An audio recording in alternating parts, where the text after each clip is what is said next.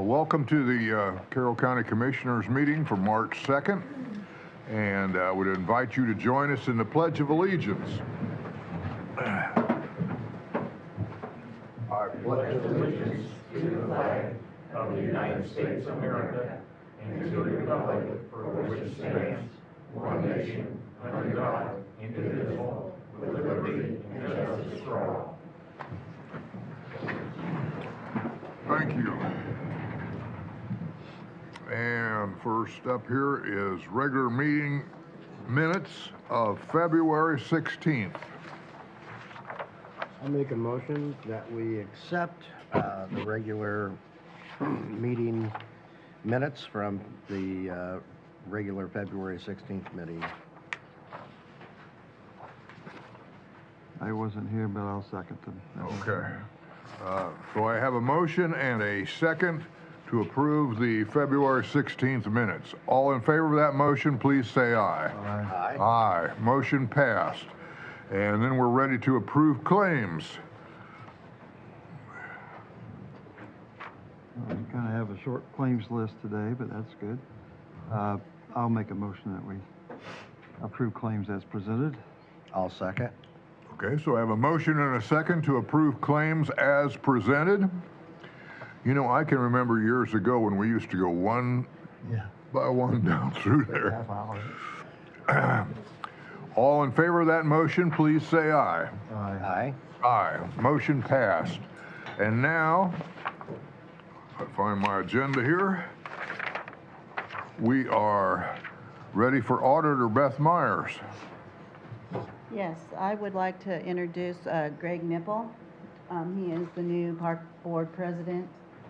Do you want to say anything? Sure. Okay. Good morning. Morning.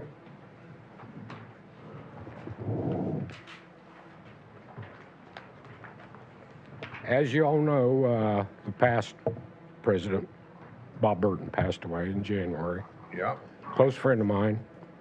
I was on the park board with him, did a lot of projects together. And he wanted me to carry on this tradition because he submitted his letter of resignation, I believe, in October of last year. And I told him at the time, Bob, I'm not interested. But the more I thought about it after his passing, I thought, yeah, I'm going to do this to carry on his legacy if it's okay with everybody else. So we've hit the ground running. We've had our first board member. I have 2 contracts for Deer Creek Park that I need to get approved, signed and approved. One of them will be for trash disposal. That's going to be through, if approved, through On Point. Substantial savings from the past years with waste management. And I don't know, is Mr. Ted Johnson here? No. Okay. Well, I want to personally thank Ted for getting us out of this contract.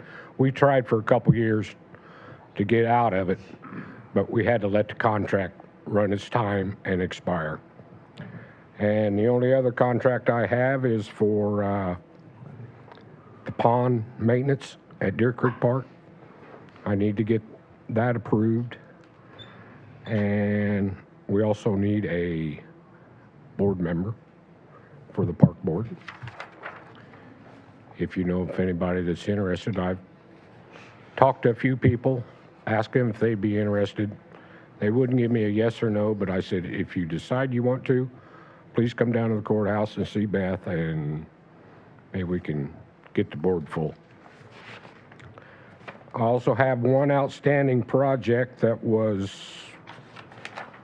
in the works a few years ago, but the highway superintendent moved on, so that project kind of got put on the back burner. We're in dire need of a sidewalk down at the French Post Park to go from the parking lot to the shelter house for the handicapped people, because wheelchairs, baby strollers, and whatnot, people with walkers, whatever, The only access they have is through the stone parking lot, and they have to walk through the campground or the shelter house ground to get to that area, to the shelter house. The shelter house gets used a lot. So I don't know how we come up with the funds to do something like that, because this is all new to me. I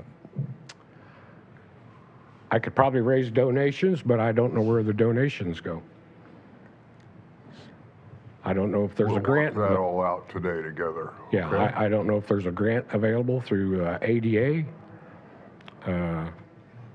That was talked about years ago that might be available, but since the highway department head moved on, it was kind of put up on the shelf. And it just was, like I say, it was just overlooked. We just could, it never went any farther than that.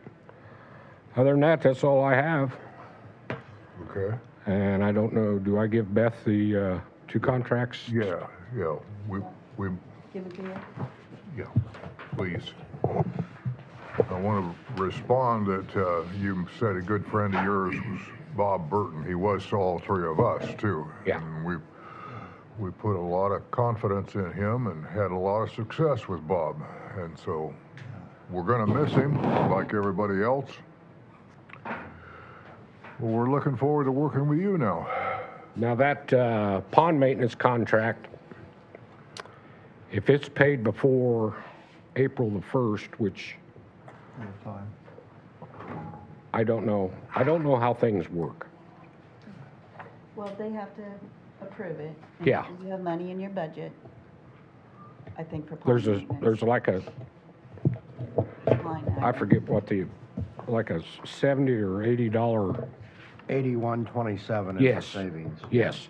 So if you have money in your line, then you can. Yeah, we have money in the budget for it, but I don't know how You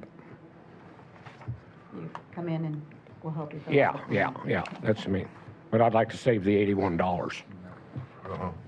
I'm conservative. I don't like spending any more than I have You to, and I and like to Beth save just all I worked that can. out. Well, remember, you asked me if I would help you with your claims. I said Yeah, yes. that's fine. All right, thank you. That's a trash on point. They're going to decide on your contracts. They're going to decide on your 2700. contracts now. Yeah, they've got. Waste, this is the waste service one. 805.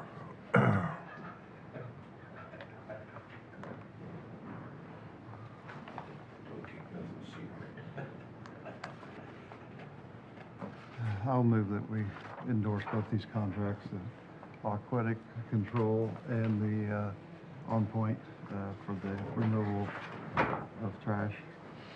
I'll second. We can- Okay, so I have, Oh, I'm sorry. It's not picking up. is this picking up? I have a motion and a second to approve contracts with aquatic control and on-point waste services.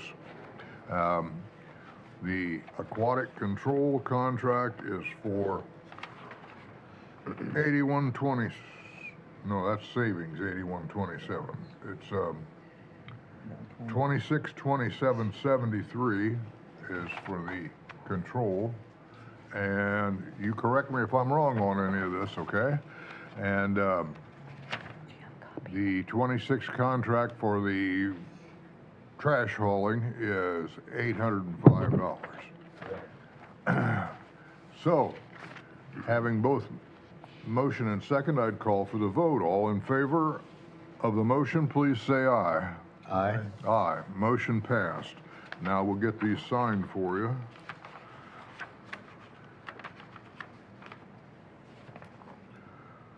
Old man with glasses that don't work very well.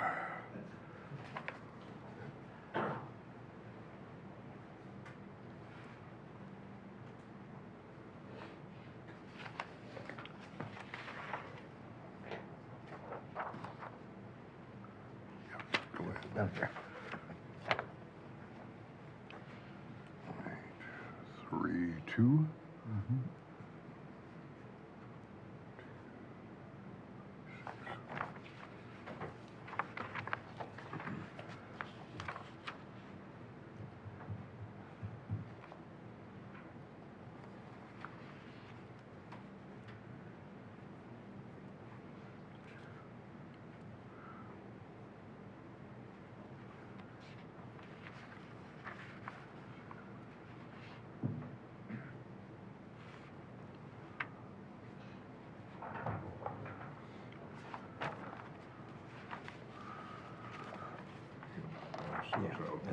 That's the, Oh, yeah, we didn't do that.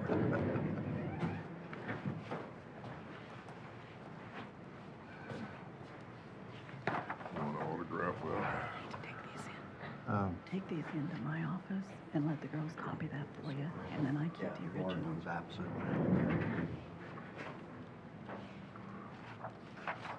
Greg, you'd mentioned the other evening, I attended a board meeting, what was last week?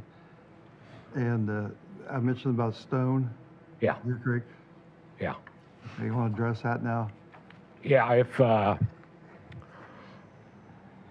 dumpster that we used in the past was, if you're not familiar with Deer Creek Park, where the clubhouse is, it's set up there right by the clubhouse. It would get used by locals to discard their trash bags and whatnot, like after hours at dark. You know how it works. You know how it works. And I thought maybe we could add some stone down at the bottom closer to the campground where the dumpster's out of sight, out of mind. Plus, for the most part, there'd be people down there in that area, and maybe they wouldn't feel like that they could just drive in there and get their trash dumped and get out of there. They'd have to make a little more of an effort to go down there to get rid of it. And I might need, I'm looking at maybe a triaxle load of number 2s for the base, and then some driveway stone to put on top of it, just for a place for the trash truck to pulling in and picking up the dumpster would be no problem, but he'd have to back around and then go back up the hill. But I'll have to get with On Point to see if they would want to do that, because I don't know whether they would. You know how they want to just pull in the easiest spot and get it and come out. But I'd like to put it down below if we can, and it might require some stone. Is there any way to lock the lids? Huh? Any way to lock the lids? Put a padlock on them and then just have a key there at the clubhouse? Well, if you have campers there, it's kind of an inconvenience. I mean, you'd have to unlock it, lock it. I haven't checked into that, but I don't think locks would be a feasible way to. Would they just leave it lay right out beside the dumpster? And Yeah, they would have They were critters getting into it. they were dumping it in the dumpster, their bags. They were, Dumping their bags. yeah, they were. Hunter, you see any problem with getting some stone up there to the park? Nah, it won't be a problem, just Okay. go in and we'll have a truck over there and skid steer to cut it and lay a base in it and roll it. Yeah, Okay. yeah. Yeah, they've done a good job on the driveway. Yeah, a real good job. Have you two met before and No. worked together? You No. might exchange your phone numbers and everything with each other and get to know each other, because Hunter will be taking care of that for you. But Okay. whenever you talk to them and you're ready to move ahead with getting it done, just let Hunter know and he'll get it scheduled in. Like I said, I'll have to get the On Point representative and meet with him over there and see if he's willing to do that, Uh-huh. because he might not want to drive down that hill. I don't know. How's the stone other than that? Is it ready Good. It's good there. to, it's good? Yeah, French Post Park is needing some repair, but that's just a waste of time, because there's kids on four-wheelers and trucks and cars, and they like to do donuts in the stone in the parking lot. Oh, great. It's rutted up something fierce. Yeah. Does it need graded? Yes, but it would be a waste of your time, my time, and the county's time, Okay. because the first available weekend, Friday night, Saturday night, it'd be tore up. Well, that's too bad. Yeah, I mean, that's just the way things work out there. Okay. It's just a big meetings place. Uh-huh. I mean, they enjoy it, but there's always that one or two that ruin it for everybody else. Yeah. And I forgot to mention, our park's open on April the 15th. Good. So if anybody wants to camp, have a good time, the parks will be available on April 15th. parks. Both parks, April 15th. Yeah. Yeah. Is there anything else we can do for you? not yet. Okay. But I'll think of something. I know I let us will. know. The sidewalk thing, do you know that, can you get somebody to kind of give you an estimate on something I've like that? got a couple All right. people I could work with That's what to needs, give you a, Decent like a figures. estimate. Yeah, yeah. something In the old days, it wouldn't be much for me or anybody that does hands-on. those old days are If you got a gone. skid loader, Yeah, they are. Days are gone. yeah.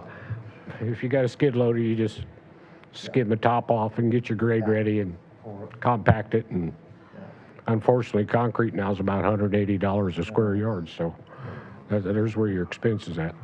Well, get us some numbers and we'll try to work with you, okay? All right, appreciate it. Thank you. Thank you. Nice to have you. And with that, we are ready for, Wait, she's got oh, you have more? Okay. claims. The claims to be approved, one of them is for Hunter's shed being taken out of the culvert lines, or not the culvert line, out of the local road and street. It started out as culvert. There was no explanation on what it was for, so he's saying that it's to store all of his equipment for the local road and street projects, right? Yeah. So, as you guys know, the State Board of Accounts are here, so I'm kind of we're working on capital assets and everything. I would prefer that he put it in a different line so we know it's the shed and it's visible for the State Board and our insurance and everything else. So Okay. it just means a transfer. I've already talked to him about it a little bit, so actually that one's okay to finish out. I So is just there an told him. action you need us to do for you, No, Beth? only approve me telling him that to do a transfer, maybe, I don't know. It's more clear that way. Okay. The other one is with EDC, and I believe they're here to talk Okay. about, did you get that one, Tony? Probably do.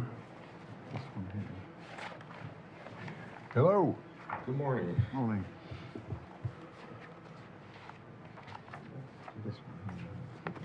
Mark Martin, that's one of Get it? the, I got Lawrence. I don't think there's any I forward. have Lawrence, excuse me. Go ahead. All right.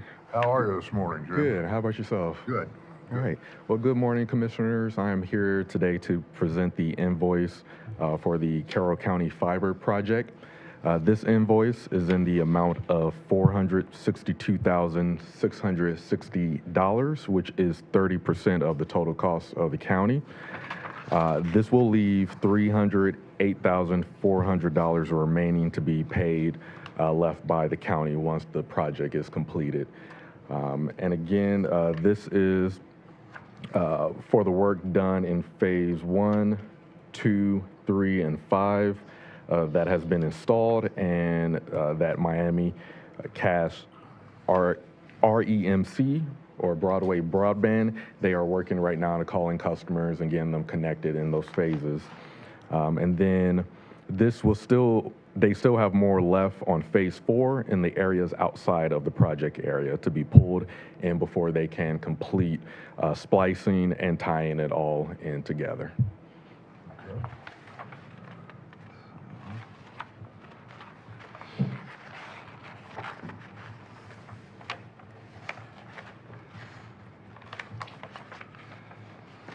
What do you see, Scott? I'm just curious about the administrative fee of $57,000. I didn't see anything in the contract, or at least the bullet point where it stated the administration.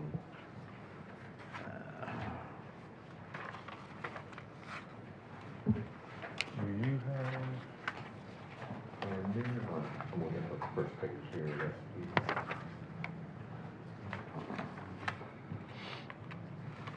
Yeah, the addendum. It's on the addendum. And $57,000 to the corporation. They retain for its expenses. Pardon? Found it? Well, yeah. Shall pay all approvals. In the contract, it reads, Of course, the 771 and 7071 in 2 different phases, all of which shall loan for the construction on the high-speed internet fiber ring and $57,800 to corporation for its expenses related to the project. So I guess expenses and administration are one and the same. Does that make sense? Yes. Was that paid in the first round? It was not. Okay, thank you.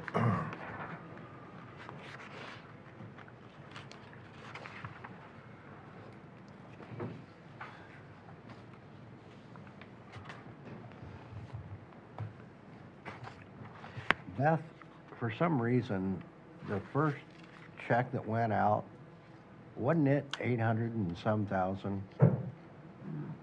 It wasn't. For some reason, I thought it believe so. was. No, yeah, I'm sure it was not. Okay. Because there's 800, I think that's what's left in the account, 878 or something like that. I Okay. didn't run that report. I Maybe should've. that's where that figure came from. Okay.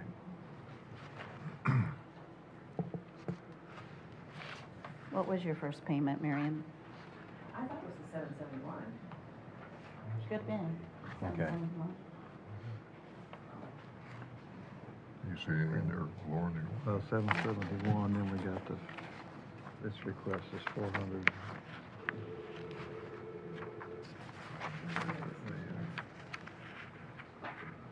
462. And he said the final's It's under 308. C, down here. Pardon? On the first page of your addendum is on letter C, clear at the bottom.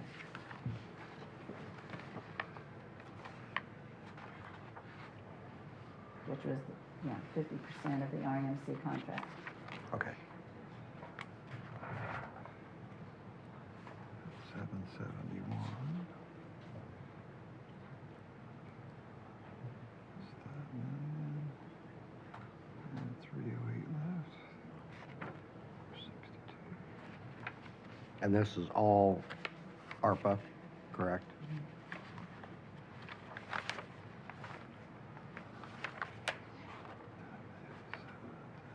Seems to add up, I think.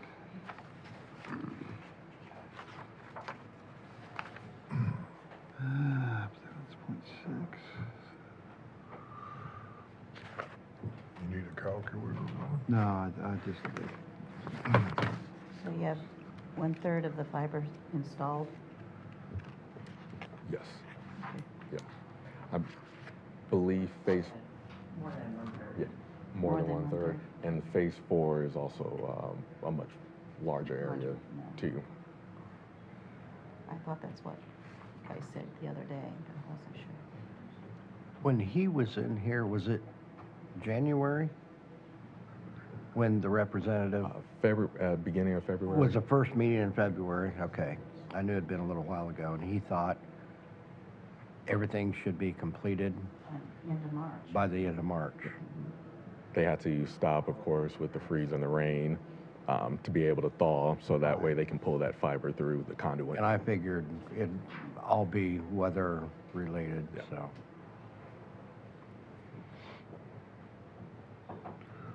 I would entertain a motion, gentlemen. I will make a motion that we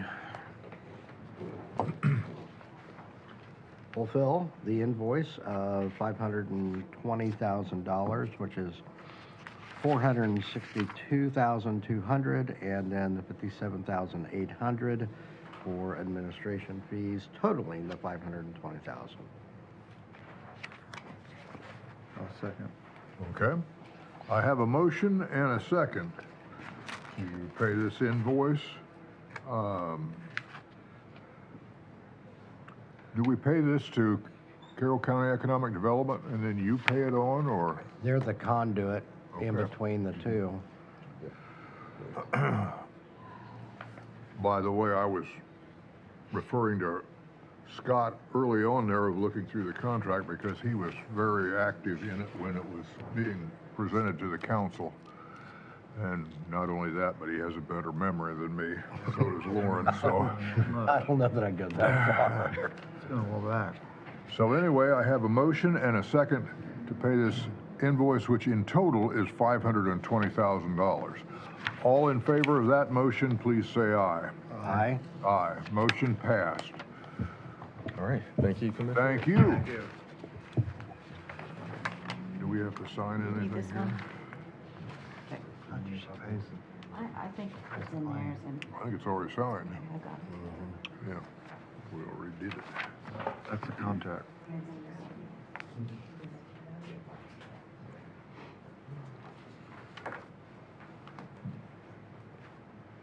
That's the actual contract.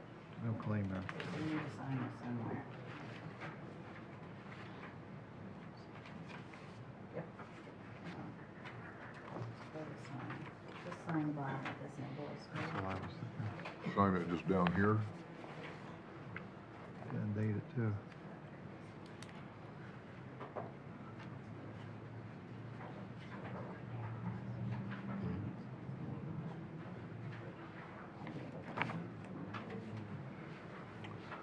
Okay, do you have anything else for us, Beth?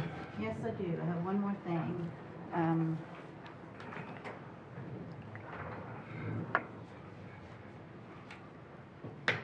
Angie, you want to come up?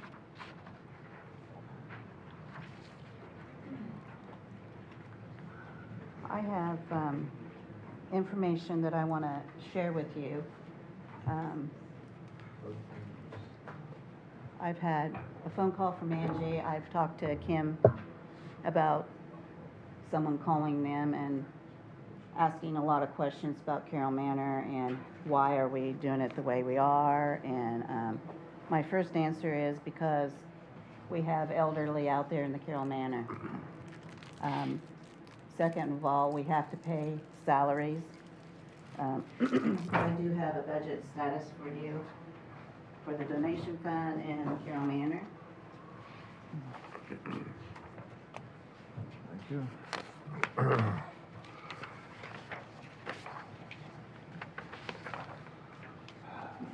and sit if you'd like. Okay.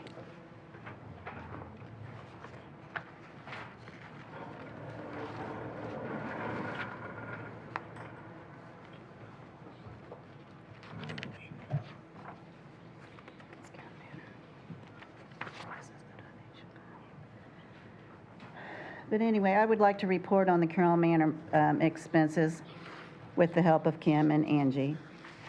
I've talked to Angie quite a bit, and I talk to Kim every time she comes in the office. So the balance right now in the Carroll County Fund, 4,900, is $29,578. And you can see that on the back page where, down at the bottom, it says current fund balance, right there in the middle, probably, at the bottom of your first page, or second page. This survived because of the funding from EDIT in the amount of $30,000 that you generously gave Carroll Manor to keep that fund in the black. It put it in the black on December 31st, January, and February. In January, we had 3 payrolls, so I was amazed that we still made it through there. But you got to remember that the council Moved payroll. moved payroll to rainy, just for the Moved her, superintendent yes, and her just- benefits yeah. to rainy day. So that is, it's working, and we need to give it time to work. The problem is, really is the 4108 and the donations. It's still in the hole. And yes, I did spend out of that because we had to buy food. We had to pay our electricity bill and our heat bill and things to keep our people out there fed and warm. So starting today, we are not spending any more money out of the donation funds. Kim knows this and Angie knows this, and we're putting all that over into the 4,900, and hopefully it will survive. And when I asked for that money, for the edit money, I asked for it for salaries, because by law, if somebody works for you, you have to pay them. Wages must be paid. and I've talked to State Board of Accounts about this. They understand why we did it, but they want me kind of to talk to you to see if we can get it back in the red, or back in the black. Kim has already brought in about $5,600 this year for her donation fund. And I used some of that. I knew it was in the red. I'm not denying I paid something in the red, but I think anybody that was sitting in this seat would have done the same thing. So we're not going to spend any more money out of that until it is in the black. Right now, it's $11,000 in the hole. We would kind of like to ask for extra funding to keep funds in the black, and that Angie and I will monitor the claims. But, you know, I haven't talked to Angie about this, but if, Hard to plan on donation money when you have no idea how much is gonna come in. I don't really understand why it was set up that way, because, I mean, all the expenses come out in the donation fund, and, well, that's because we didn't have anywhere to take them. yeah, They both were in the red. And so we've got one in the black. And she is, matter of fact, I think she turned in more money that's not posted here. But bringing in $5,600 in the first 2 months, I think is pretty good for donations. It is. And I think she's going to get it back in the black soon. I'm sure she is. I believe in that. But also, you know, you've got to be positive. And being positive isn't talking about one of your department heads from a county official or another department head saying, you know, you're doing this wrong, you're doing this and doing that, when that's not right. Faithful Friends has told Angie that the food bills aren't getting paid. Again, this happened last year at the beginning of the year too, but that's not true. They're paid up as of today. She's going to get the checks for those, and they're paid on time. She followed the rules. She used the timelines that we have to have, and she's paying them on time. That's something that I helped her with. I said, you know, you got to tell this guy that this is when you need the bill, or order earlier, or whatever, and she did it. But to talk to other, I mean, like the council members and everything else, and then this is the kicker. Not one of those people that are talking talk to me or the auditor's office. So that's not right. And, you know, I just think that that's not helping the atmosphere in working together.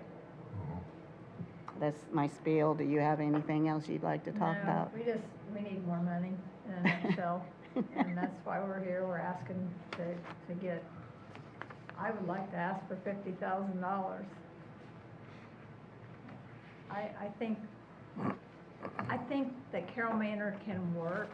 I just think that we had to make some changes on how, you know, the finances are being taken care of, and I think it's gonna work. I think it's gonna pay for itself in the long run.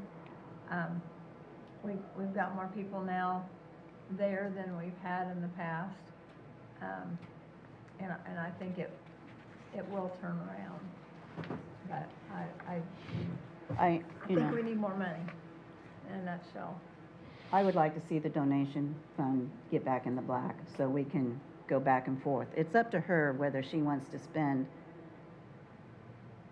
food out of that donation line. I pulled the resolution. It says for operating expenses. So she's not doing anything wrong, but I am the one that wrote them. You know, she has to she can't just not turn in claims like someone spoke to her about. She has to file them so we know what we need and what we can pay. I mean, I think she's worked hard, and we got money to get the regular fund in the black. I just think it can be done, so, and give the councils program or whatever you want to call it, you know, about paying her in from the rainy day, give it time to work. Well, of course, we've all discussed, Scott probably brought it up the most of any of the three of us, but the negative publicity on anything is not good for the manor. There are so many positive things about the manor, and it's such a beautiful place, and it's so comfortable, and we need to dwell more on that as a body, the whole Carroll County family needs to dwell on that more than we do on a little problem here. I think you've taken all the right steps. Looks to me like we're on the path to doing it right. As far as the $50,000, I think we need to wait and see how we go on this other. I think we're all pretty conservative here, and so we'd rather watch our donation fund and watch how our 30,000 that we put in, how it diminishes through time, and then we can make a rational decision about adding more to it. I will tell you that she did receive back pay from the RCAP or whatever it's, RCAP, yeah. Lost my brain there for a minute. So that helped out also. But this is not a new thing. I have come to you all last year and the council all last year, right? Every month saying they're in the red, we need to help them, or we need money or something. So I don't know who's spreading what, but it's not. Kim, did you happen to get True. any information concerning our RCAP numbers? I did. I called Latoya and asked her if I could add more RCAP beds. She gave me the stipulations of they can't make over $1,300 and they have to be on full Medicaid. Okay, So I have to go through Kinda like all the the nursing home. applications of residents we have and see who makes less than $1,300 and check if they're on Medicaid. And then I can sit the applications in to add more Medicaid or more RCAP beds. okay, so we can, I know you said something about it has to do with how many people we can hold, but we can increase that number. I have that Okay. information for you today. Because Kim and I have had a number of conversations about the negotiated rates, and it's great getting the numbers up. It's wonderful. But if the negotiated rates are not paying, you know, we get 20 people or 18 people like we've had in the past in there versus 26 or 27, it takes more cooks, it takes more food, it takes more laundry, it takes more electricity. And if we're negotiating those rates at a point where that person's not paying their proportional bill to keep the place open. So if we can, because our cap's what, 16? $16.95. Yeah. And some of these negotiated rates are in that $1,100 or $1,200. So that could be a substantial difference in I've got some income. that are even lower than 1,000, so that's Right, gonna help. right. That's for everyone to see what everyone pays or what they actually bring in. Mm-hmm. That's where they base it on, what's brought in a month Okay. before all the other expenses come out. And make sure they're on Medicaid. If they're on full Medicaid, then I can submit an application for another RCAP bed. Okay. When do you think you'll be able to, I know, put another hat on and get that done? I'm not sure. Okay. I think the sooner the better. Yeah. That would definitely help. And I have a pretty good idea which ones pay the least amount. I mean, I can look at my monthly rent paper and see, but I just found this out from Latoya on Friday, so I would have it for you. Well, like I As said, it is just here. a quick thumbnail sketch. Take total monthly expenses, food, utilities, everything, and then divide that by however many people you have in there, And that's the per person baseline rate. What each person has to bring in on a monthly basis to pay. And, you know, at least to break even. I mean, that's just the easiest way for me, to try to figure it. Do you have another comment? So can we ask for 30? Huh? So can we ask for 30? If you don't ask, you don't get, so. I think we need an auctioneer up This here. is gonna be on your agenda every month, or every meeting. I haven't decided whether I can get it done every 2 weeks, because I've got other commitments, but, at least every first of the month, I'm going to report of the balances. Okay, Okay. good. We are all right for the next month without any problem, aren't we? Well, payroll has not been taken out, that 29,000. It'll come out today, And that- because it hasn't, So we need more for, money. for, I know payroll is a big bite. it's gotta big pay bite. it. It's probably around between 9 and 10,000, but when hers left, it helped a lot. It really did help a lot. So, Okay. I mean, the council has put something in motion, and we need to see how that goes, and she's gonna work on the donation fund. So we've got a plan in place. We just don't need the negativity of, you know, when someone goes into somebody's office and they get it, you know, told about. I think that's very wrong. Or calling council members and, you know, I think they need to be talking to me. Right. Is that coming? Payroll out of here. Wait a minute, I missed the beginning there. Once we pay payroll out of here and then we pay to try to get this positive again, then we need more money. We're gonna be down. Well, the something that we need to be, all of us here need to be very aware of is that there's always a lag for us, because we have to have it presented to us, so here's the problem, and then we pass it on to the council, and it takes, Has to be advertised and all that Yeah. other, that's it takes a while. why she's kind of being pushy there. Because it She just- knows the rules. I mean, if you look at the numbers and you add payroll on that, we're gonna be just barely scraping by. And this is the first month that their own claims are coming out of that 4,900, so those haven't been taken out. I mean, they will be taken out today too, because checks were written today, they post today. Okay. And I just want to remember that the food bills are in there.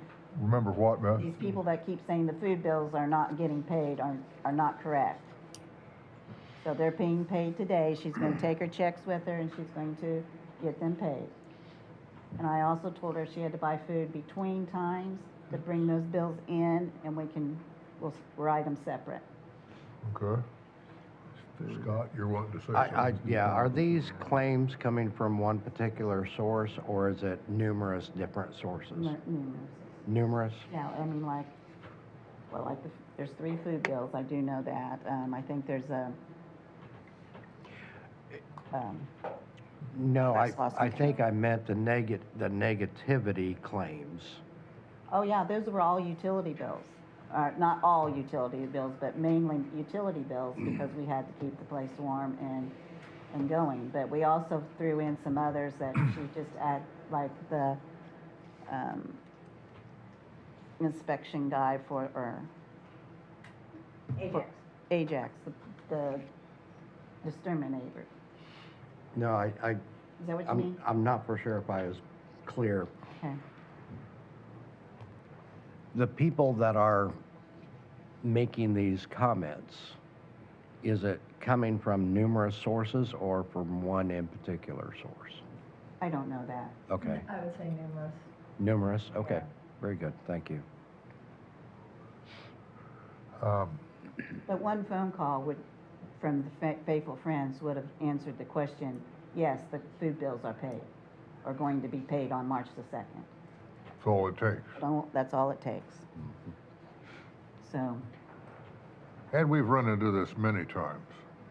Rather than fixing the problem or come in here to us and say something, we get the rumor chain going and it gets bigger and bigger and,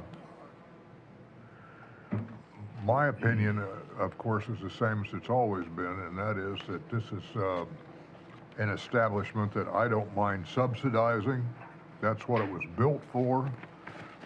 Back in the original times, it was built, as a responsibility of the county to take care of people. And we have, I think, done a wonderful job of doing that through the years. It's a beautiful home, very warm, very comfortable, food's good.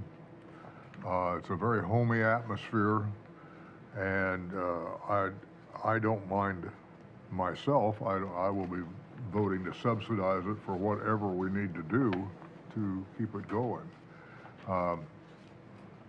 Just not today, right? Pardon me? Just not today, right? Need it today. Well,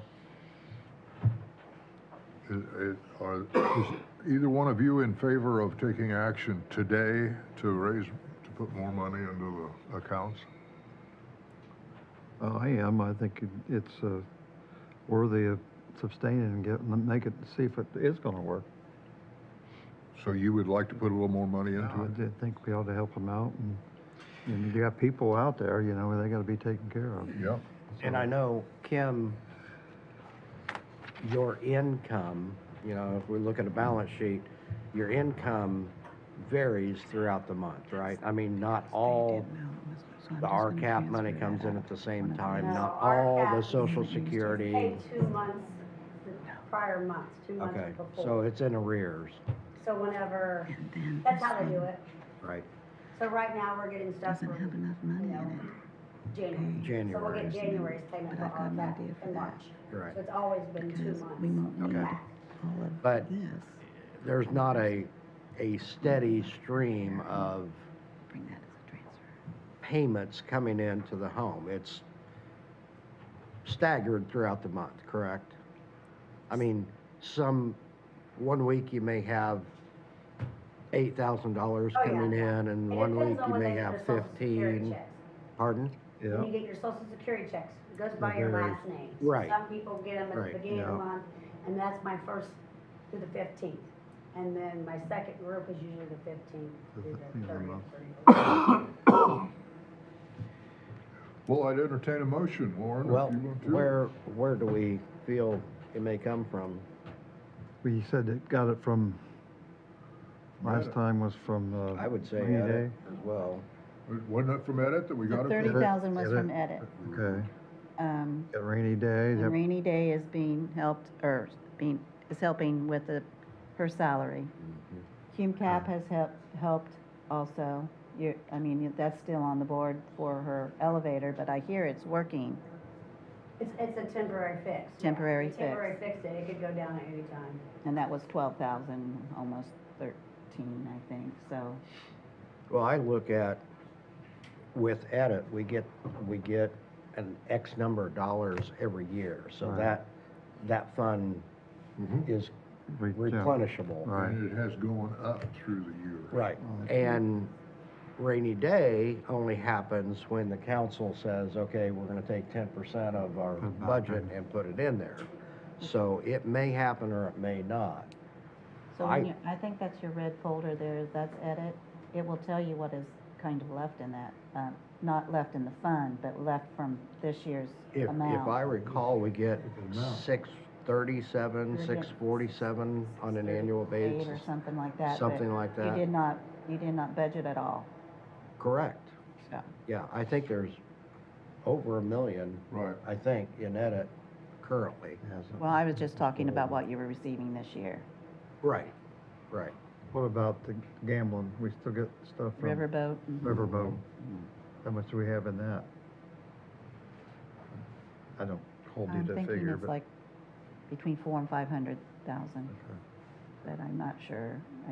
I didn't bring all my, See, you're not asking for that much. You start mentioning things and she starts, or amounts, and she starts grinning. Now, this is, We'll take it. She knows it's there now. yeah. notice I'm not She should doing anyway. I just wanted to check all our options. And I don't have a problem with either one, as long as we have adequate, and that's, amidst all that, it's not a large amount to help them out. That's right. I want to tell you why I brought Angie today. She is the Carroll Manors council representative. And she's also very mindful about what she wants to talk about, so it helps me out because I get nervous. Yeah, That's why she's here today. she is, she's here. Lauren, Uh, do you think 25, 20, 25? I would give at least a 30,000. Do at least 30? Yeah. I wouldn't mind seeing come out of, either Edit or Riverboat. Yeah, whatever. You want to make the motion? I'll make the motion, and we'll allow the council to decide. I'm gonna give two options. I'll make a motion that we give $30,000, either out of Riverboat or Edit, for the council to decide for Carroll Manor. Sounds reasonable. I will second that. So I have a motion and a second to increase the funding for the manor $30,000, and it can come out of either our riverboat money, and for the people out here, we get a portion of all the money that is collected for the gambling boats, whether they're in southern Indiana, northern Indiana, whether it's the boat in the moat there at French Lick. We get a little bit out of it. And we think we've been pretty judicious about what we spend it on. That's an aside from the motion. So anyway, either out of EDIT, which is Economic Development Income Tax, or out of Riverboat. And we'll allow the council to select which fund they want to take it from. So anyway, what's at question right now is $30,000 for them, and I would call for a vote. All in favor of the motion to add $30,000 to the funding for the manor, please say aye. Aye. Aye. Motion passed. Thank you. Thank you. I'll And- make supper now.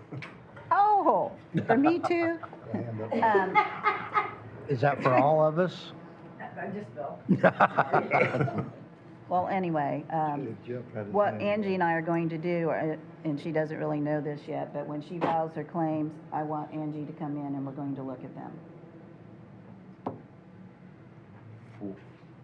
We are going to examine the claims that get paid, Okay. Okay. and hopefully they all can get paid. We want it to work. We want it to work, that's right. It's going to work. Gotta think positive, like Right. I tell my husband all the time, gotta think positive. Okay. Do you have anything else for us, Beth? No, I don't. Okay, then let me get my stack here all put around right.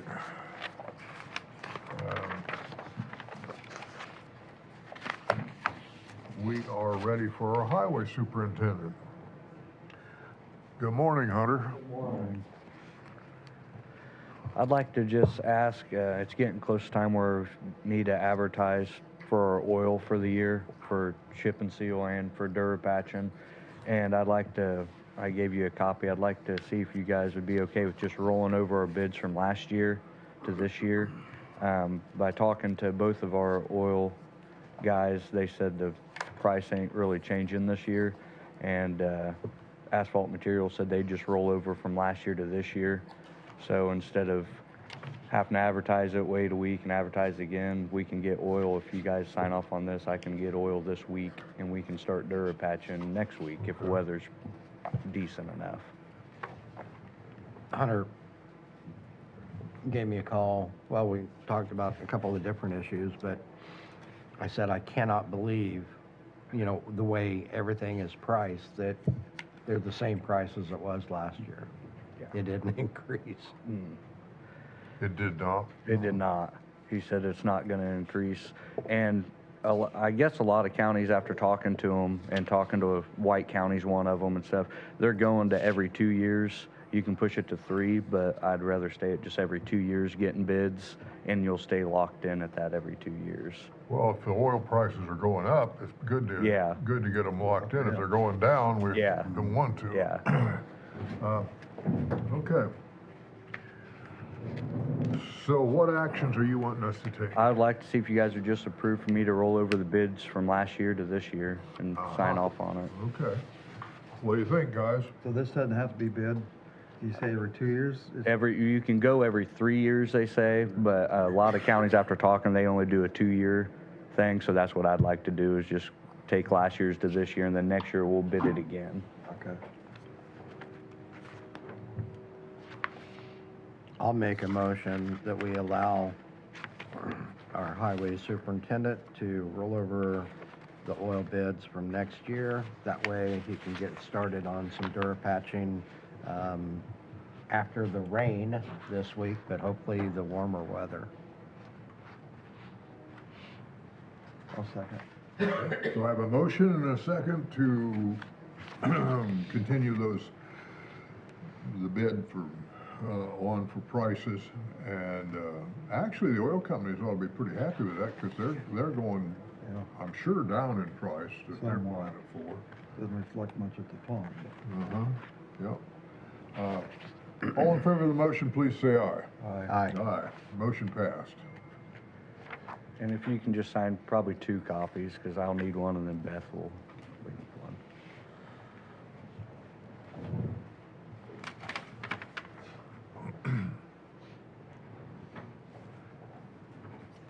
Just the first page, I think.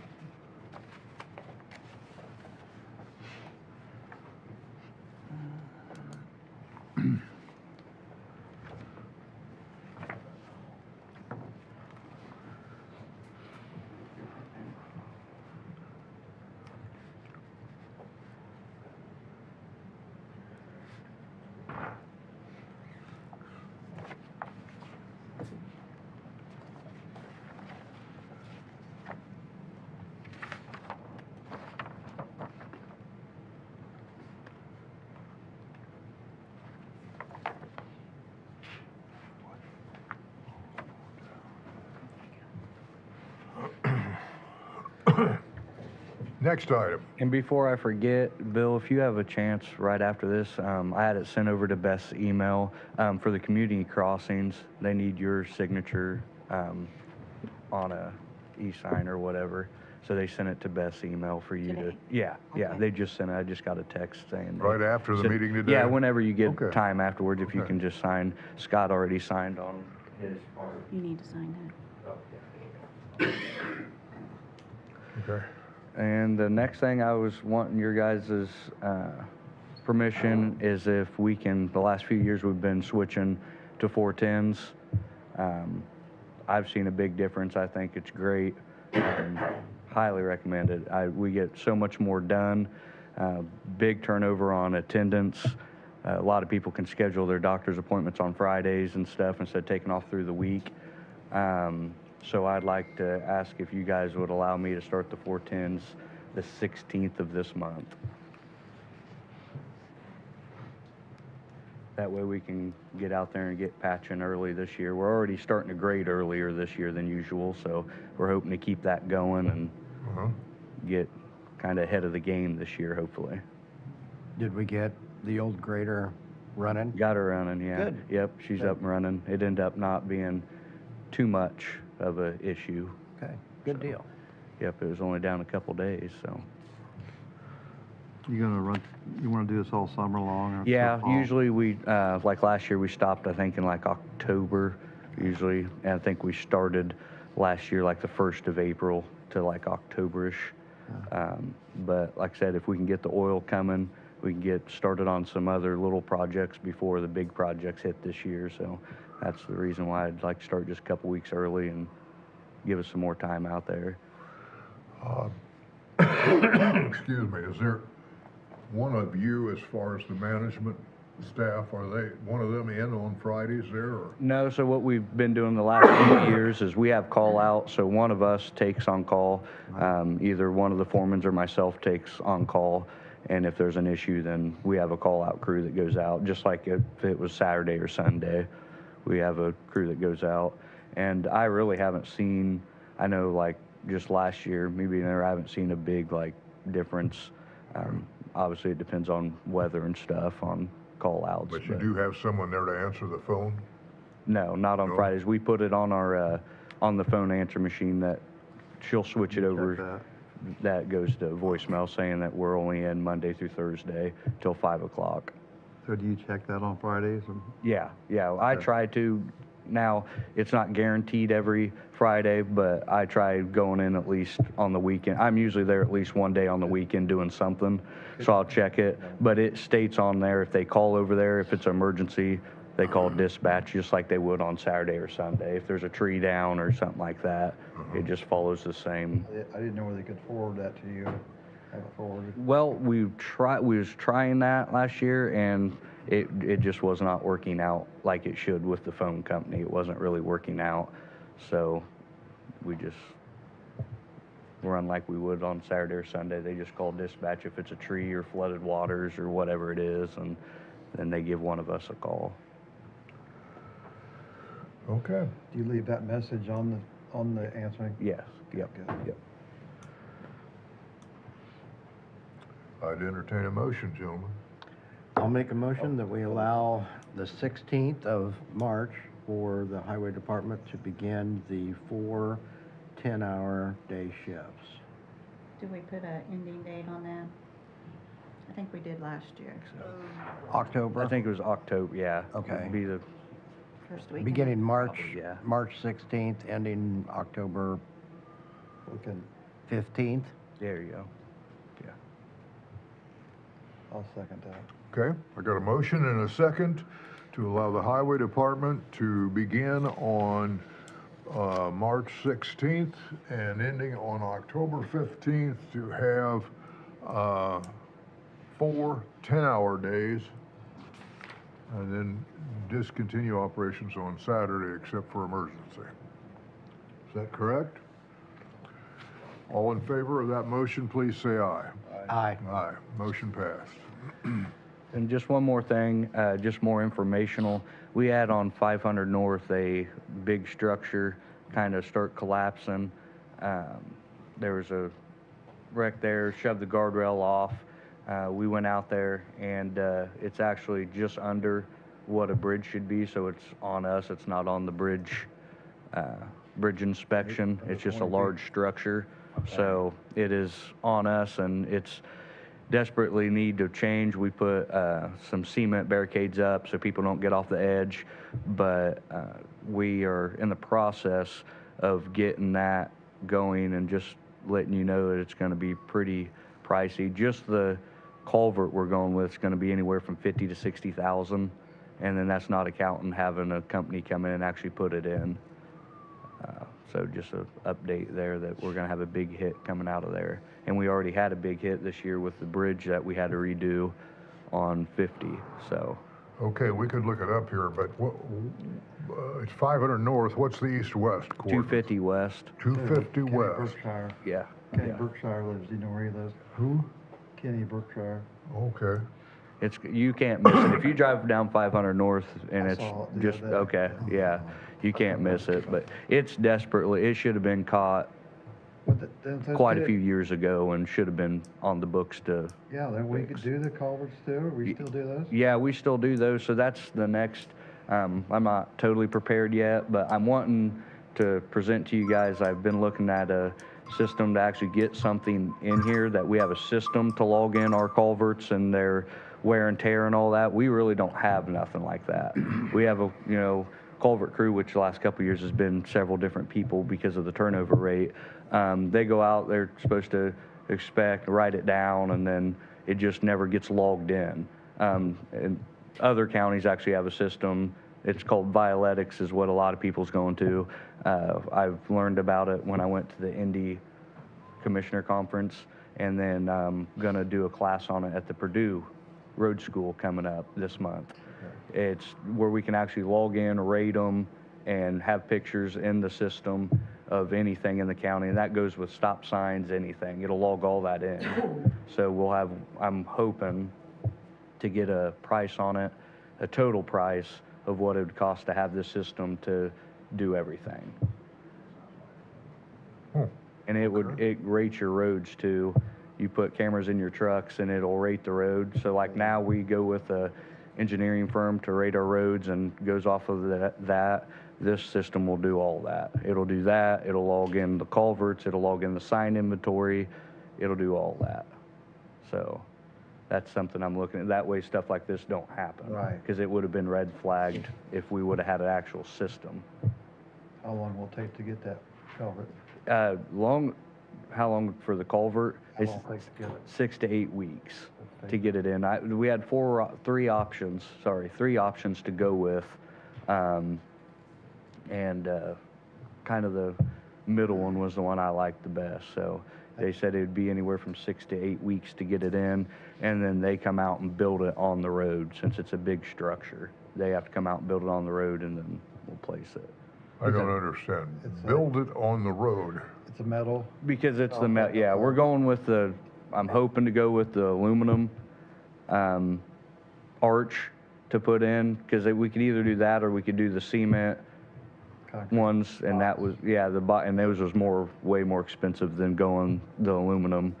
So it's gonna be 40-foot long arch, so they'll come out on the road and they'll put it together out on the road, and it'll weigh around, it was around 11,000 pounds, I think, and then they'll place it down in there once we tear everything out. That's the installed price. Yeah, yeah, Okay. And this is for culverts. yeah, yep. Okay. For everybody out here, the demarcation is, well, as far as I know, is 20 feet. Yeah. If it's below 20 feet, it's a culvert. If it's longer than 20 feet, it's a bridge. And Could we be have two or to three fund that culverts. differently. Could be 2 or 3 culverts together. If it's more than 20 feet. Yeah. It's a bridge. Yeah. It doesn't have to look like a bridge. Yeah. It's called a bridge.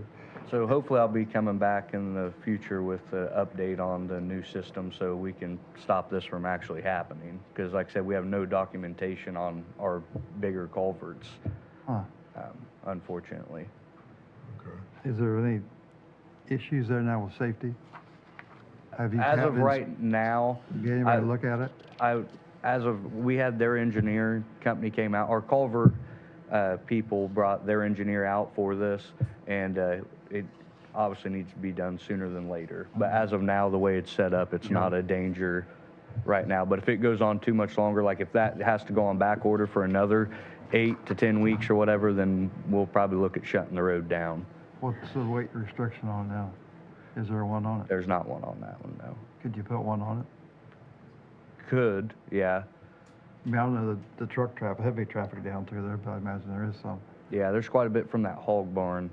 There's yeah. quite a bit, well, there's Yeah, be 2 hog gotta be barns there on concerned that about road, that. so it gets pretty beat up. So, We want it safe. yeah, that's why we blocked half of it off over there, well, quarter of it.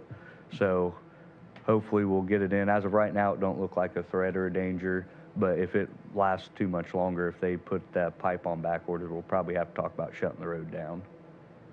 Because last thing we need is a semi falling through it, so. Did you ever find out how old that concrete structure is? No, still digging.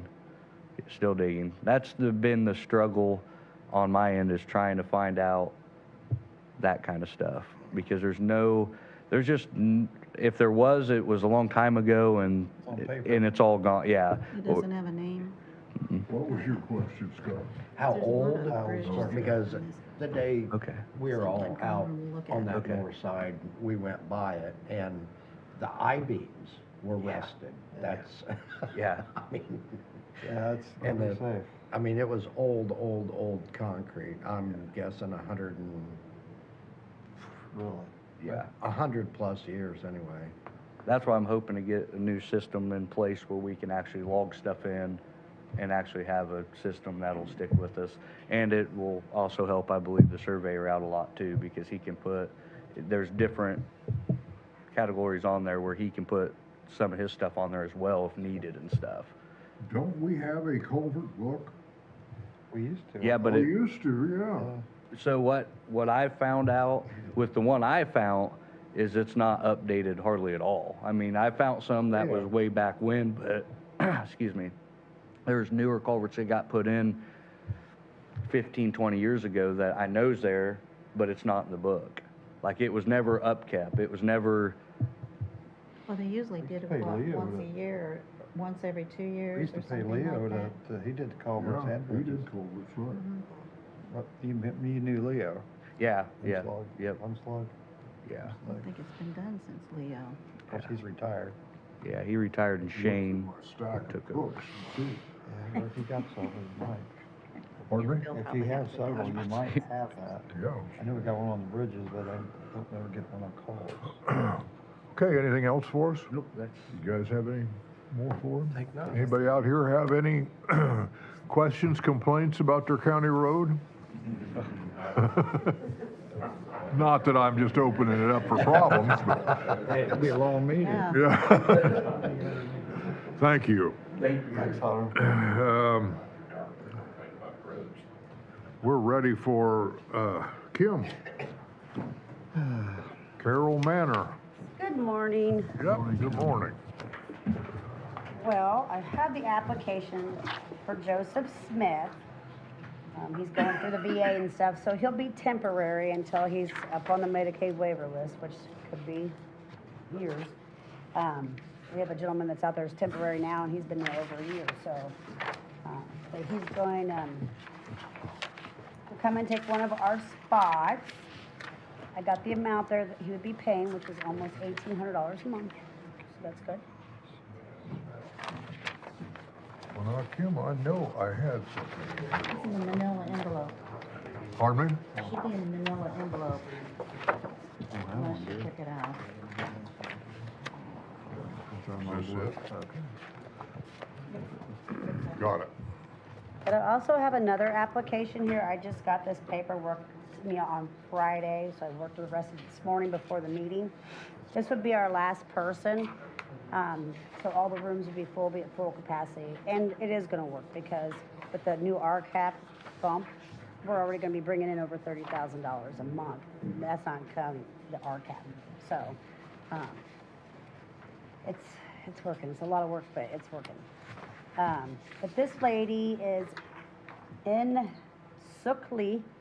She's at Franciscan Alliance right now. They've been housing her and keeping her, but she needs a permanent place to live.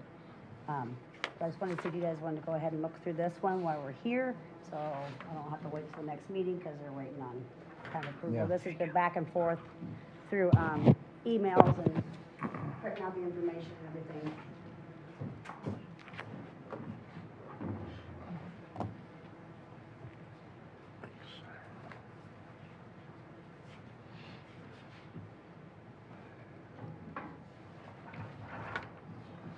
Okay. We look at the same one. This is No, a he's got the other different one. one. Okay. What was that name? Insuk Lee, like N, I don't see any recent S-O-O-K. Lee in my file here. last name Lee. Scott might have that. Huh? I think Scott might have that one. That's the one you have? This is a new one. This isn't, is it Joseph Yes. Smith Oh. or Miller? Miller. Miller, okay. And he actually came out and did a tour with his son and everything. We was just waiting for his son to get me the paperwork. Miller. Yeah, that's it, and then that's the second one. Look at this. Like I said, he'd be temporary. Temporary could be anywhere from 6 months to 2 years. I mean, we just don't know. Because they're so backed up. But that'd be my third temporary person, so.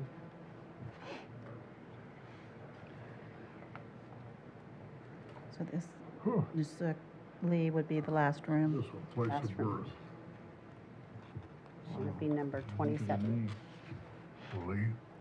Proud of you. And that would make us at full capacity with her, and she's gonna be paying over $1,500 a month, so. Look at South Korea.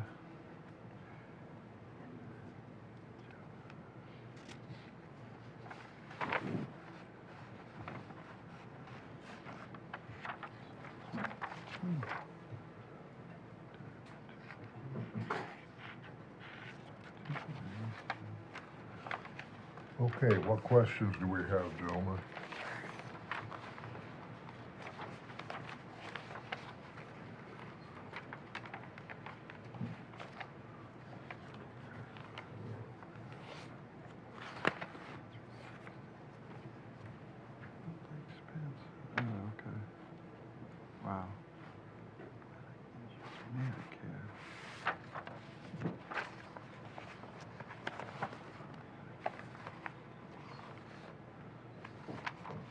Okay, Mr.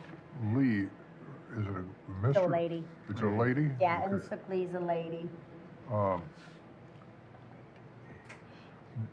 Is that the temporary one or the other one? No, Joseph. She's gonna be here. She's gonna be there. Okay.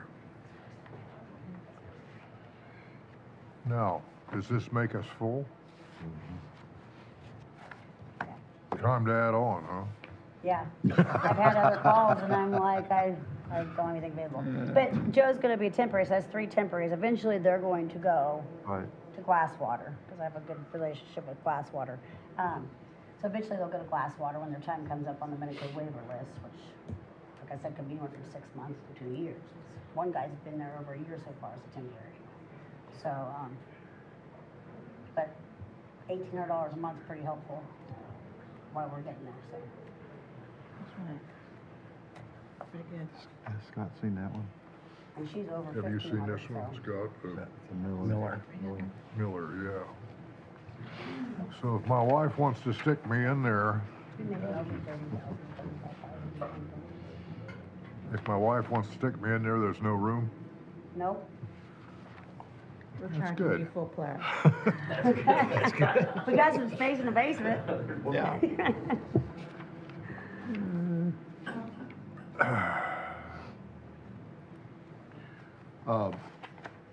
Do we want to take care of them one at a time or both of them, or how do you want to handle it, gentlemen? So look at this.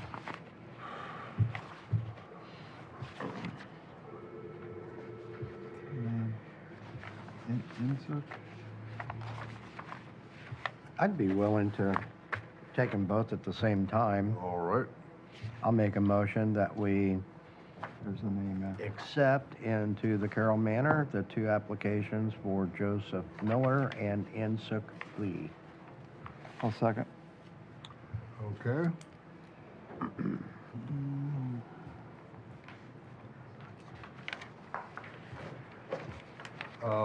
We have a motion and a second for acceptance of Insock Lee and Joseph Miller. Miller. All in favor of that motion, please say aye. Aye. Aye. Aye. And we'll just have to pass around the sign in here. And I'll work on those RCAP beds too, so get more of that coming in. We appreciate you working on that. So, It seemed fair to me that we should get a little more because we took in some that were getting it in their previous place. It's nice that they bumped it up too, because it used to be $1,222 for some and $1,265 for the others. I don't know what the difference was, but And so that brings us to 27. yeah, we're at full capacity right now. 27. Never has that happened during my time up here, that we've been full. Like I said, it's going to work because just with the rent that's going to be coming, it's going to be over $30,000. That's not even counting the RCAP, so. But you also have to recall that expenses are gonna go up as well. Yeah. I mean, it Oh, just- I know. I see the gas bill I got laying on my desk. I mean, and the food expenses and with that's more staffing, which I did get my positions filled, so they're Right. starting this week. So. I don't know what percentage or what the ratio of that extra expense is, because if we have an empty bed, we have an expense on that too, sitting there. Yep. So, I don't know. I would like to have somebody that's a lot smarter than me tell me what that really comes out to be as to what we have to have. If we just merely divide it by the number of people, that works out pretty good, but that doesn't take into account that if we have empty beds, we have an expense too. True. Okay, thank you, Kim. Thank you. Thank you. And we are ready for Mike Martin.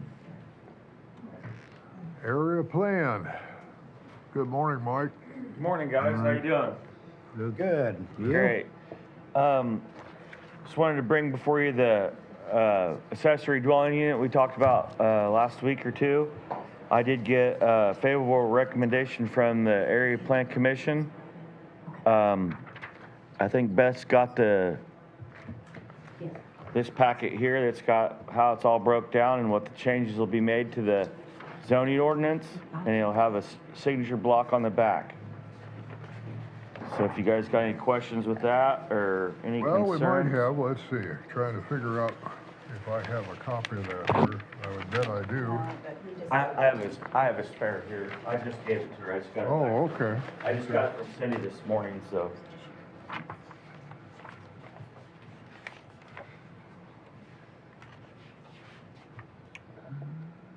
Okay, briefly, tell us what the changes are here, will you? So that, basically this will allow for an accessory dwelling unit, for a family, member or close, relation to, a property owner. So traditionally, like the Amish or Hispanic or people that have, generational property that's been in the family for a long time. This would give it an opportunity for the parents to build a small little cottage / dwelling unit that maybe the young married couple could live into, and when mom and dad are ready to retire, they switch spots. That's basically what we're trying to do here, and it would alleviate some of the need to go to extended care, like nursing home / Carroll Manor type situations.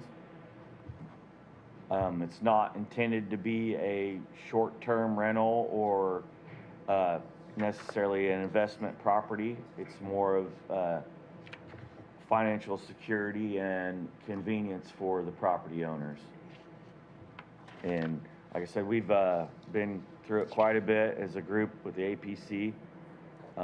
It's similar to surrounding counties that do have this option available. Very similar. Well, I appreciate it very much. You know, we've talked about it in times past, and I've always favored this, and I appreciate it coming through like this. You know, this is, the factor that we didn't have that was kind of a separation from the past, because families, especially agricultural families, agrarian families, have always had this kind of thing. I mean, I used to live in a house out south of town here that when it was built, it had 8 bedrooms. That's diminished now because of having bathrooms, but Sure. it was built in 1882. And it had, you could tell, of course, some people think I probably knew the original owners, but I really didn't.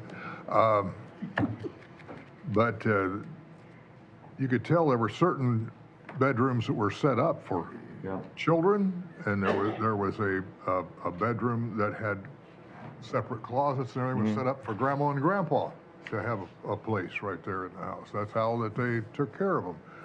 And I think that this is a wonderful option here to be able to allow them to have a home like that. And like you say, I mean, you've taken it farther than I thought, because I was thinking in terms of it being a grandma and grandpa place. But the idea of having it for newlywed place, initially, I can see that working too. That'd be very good. Adult special needs, or just, I mean, someone that's, you know, I wouldn't say it has to be an absolute direct relation, but needs to be somebody that's close, or like even a caretaker or something like that. So, you know, it's pretty well written. Specifically, this would also, I put a statement in there that for the places that do already exist, that fall within those guidelines, they would be able to be considered compliant. You know, for lack of better terms, grandfathered in. Not necessarily. They could come in and be like, hey, I want to change the use of this building from just a party barn into an accessory dwelling unit for grandma and grandpa or whatever. So it's kind of cleans up. There was kind of like a little loose end there where it specifically says in the current ordinances that there can be no more than 1 dwelling per parcel. Specifically says that. So that's what the holdup was. So rather than just taking that out of there, let's make it where it makes sense. Does this have a maximum number of dwellings that can be added? Just one. Just It one. was, well, one accessory dwelling unit. So like, if the farm's, the main house, you could have one, not necessarily 6. Can't have all 4 of my kids out Yeah, there. and I've got ideas for that too, to help remedy that, and that's one of the next things I'm working on, and I was gonna give you a little update on that. So I've got, and like I said before, these are the things that we get the most questions and the most, I would say, I don't wanna say demand, but there's a desire for this. So I took, the past 2 years, I've been here almost 2 years now, and trying to find ways to improve, take the rules or regulations we do have and modify them to be a little bit more current with the times. So We appreciate that. Is there an acreage it boundary? It would still have to meet all the other requirements for any other residential lot. So like, for instance, in agriculture, you have to have at least 1 acre to have a building lot. Now if you got access to public sewage and stuff like that, then that's a little bit different. But so all those other things would have to be met. Like, Okay. The health department's got to sign off on it first before I'm going to issue the permit. So like, hey, if you have to install a second septic system, or you could use the current one because it's big enough or adequate, that's up to the health department and to the state to decide whether that can happen or not. So there's other checks and balances in place that, they're gonna have to make sure they, make everything else correct. Okay. So, but yeah, they're like, you can't just take 1/8 of an acre and put 2 on there. Well, if you got city water and city sewage, then possible. And then there's variances also, like if there's some issue with what we've laid out there that someone has a specific need that's not written in there, or it says it can't be, there's always option for a variance. Right. They could come before, and like, for instance, I put it in there also, so say I deny the application, I'm like, nope, not happening. That person could appeal it and bring it before the APC board and go that route too. Okay. So that way, if I'm not here 5 years from now and someone else is in my position, it's got a little bit different views on things, they have that option to get a variance. So. Okay, is there anyone out here that has a comment or question on this change in our zoning rules? Yes. I would echo the support for this. I also have clients who want to be able to put a second house for family members on their current property. And like he says, it's primarily out in the country, farm owners who want to have that ability. So you think it's a good idea? Definitely. Okay. Thank you. Anyone else have a comment? Okay. How would these, show up on the tax statement? Would they be, considered I think a resident or is it now building? Yeah, it would reflect on the tax record, yeah, absolutely. So It'll have a it would go value. from just give an example, a pole barn with a party barn, Yeah. it's permitted as a pole barn. No one really Right. knows what else is going on in there. Right. So then this would change the property record card. I don't know what the code would be, but I've talked to the assessors about it. It's something that many other counties do, so it'll be easy to add that in. And like I said, and then the ones that say weren't permitted, that were done 50 some years ago or whatever, now they got a code to put on it when they do the assessment every few years. They'll be like, hey, what's that being used for? It's accessory dwelling. So, might bring a little extra tax money in, but it would be worth it in the long run because, like for instance, with me, I moved in with my dad recently. Been nice to have had a little cabin or something out back so we wasn't that close roommates. But we sorted it out, Yeah, right. so Right. yeah. I didn't know if somebody's taking an exemption for the homestead on their house, is that, I don't know how that would play in. I don't think mortgage companies particularly care. Yeah, Yeah, that would affect the homestead.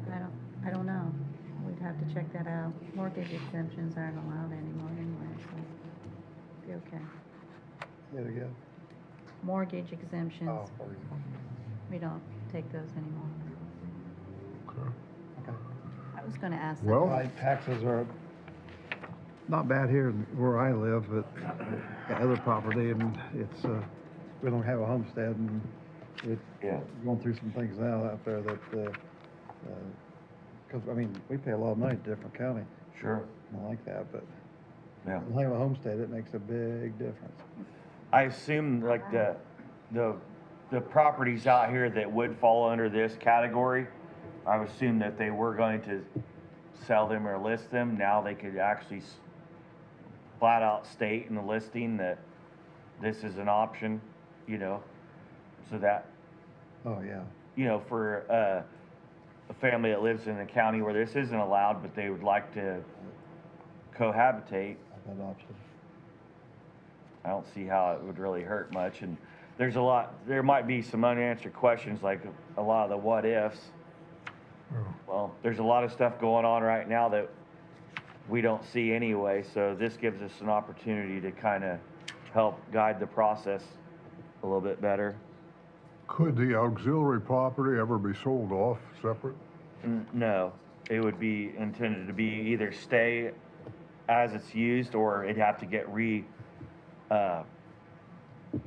recategorized. It could go back to not a dwelling, just an accessory structure. Okay, okay. What's the opinion of the board? I'll make a motion that we accept as presented Article 4, Section 7.1 concerning accessory dwellings.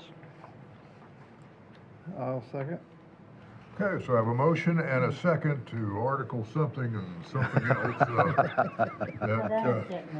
Huh? I said that doesn't get it. Article 4, What did you Section say? 7. Article 4, Section 7-1 concerning accessory dwellings. Okay, got that. All in favor of the motion, please say aye. Aye. Aye, motion passed. We'll need to do the sign-in here. On your, I had to walk out, but updating your public nuisance ordinance, has Ted got back with you about I have not. creating a new fund? He has to do an ordinance. I have not yet. I was going to just briefly talk about that. I got a couple other things I was wanting to bring up too while I'm here. Okay, so Ted hasn't done that. No. Okay. I'll go worry about it then.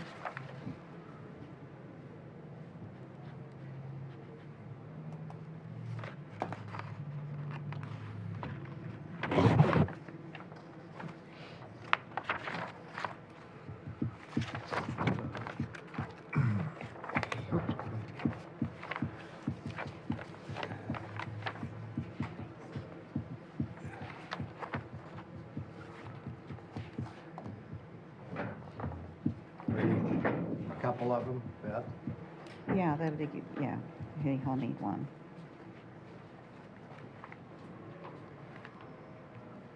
This has got the clerk treasurer. I'm sorry. What's that all about? I don't know. That's what I got from Cindy. She put all that together Friday afternoon because I had to put all this together Yeah, I in quick know. time in a hurry So so we could get in here this morning. So I think a paper just got drug along with it when she Okay, set it up. so I'm That was gonna just a- test If it. it's not necessary, It was a voting record, yeah. ayes and nays. But you guys didn't sign it that way, so, Don't you usually have that voting count on about everything you have over there? I've seen it before, but I Yeah. don't know if it's all of them. That's That's what Cindy put together for me, so. Can you guys sign all on the A line? We signed on the wrong line. No, No. we signed a different page. That's just gonna be your voting record right there, just in case.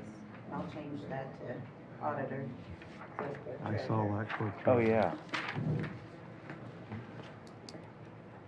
That's why I didn't sign it.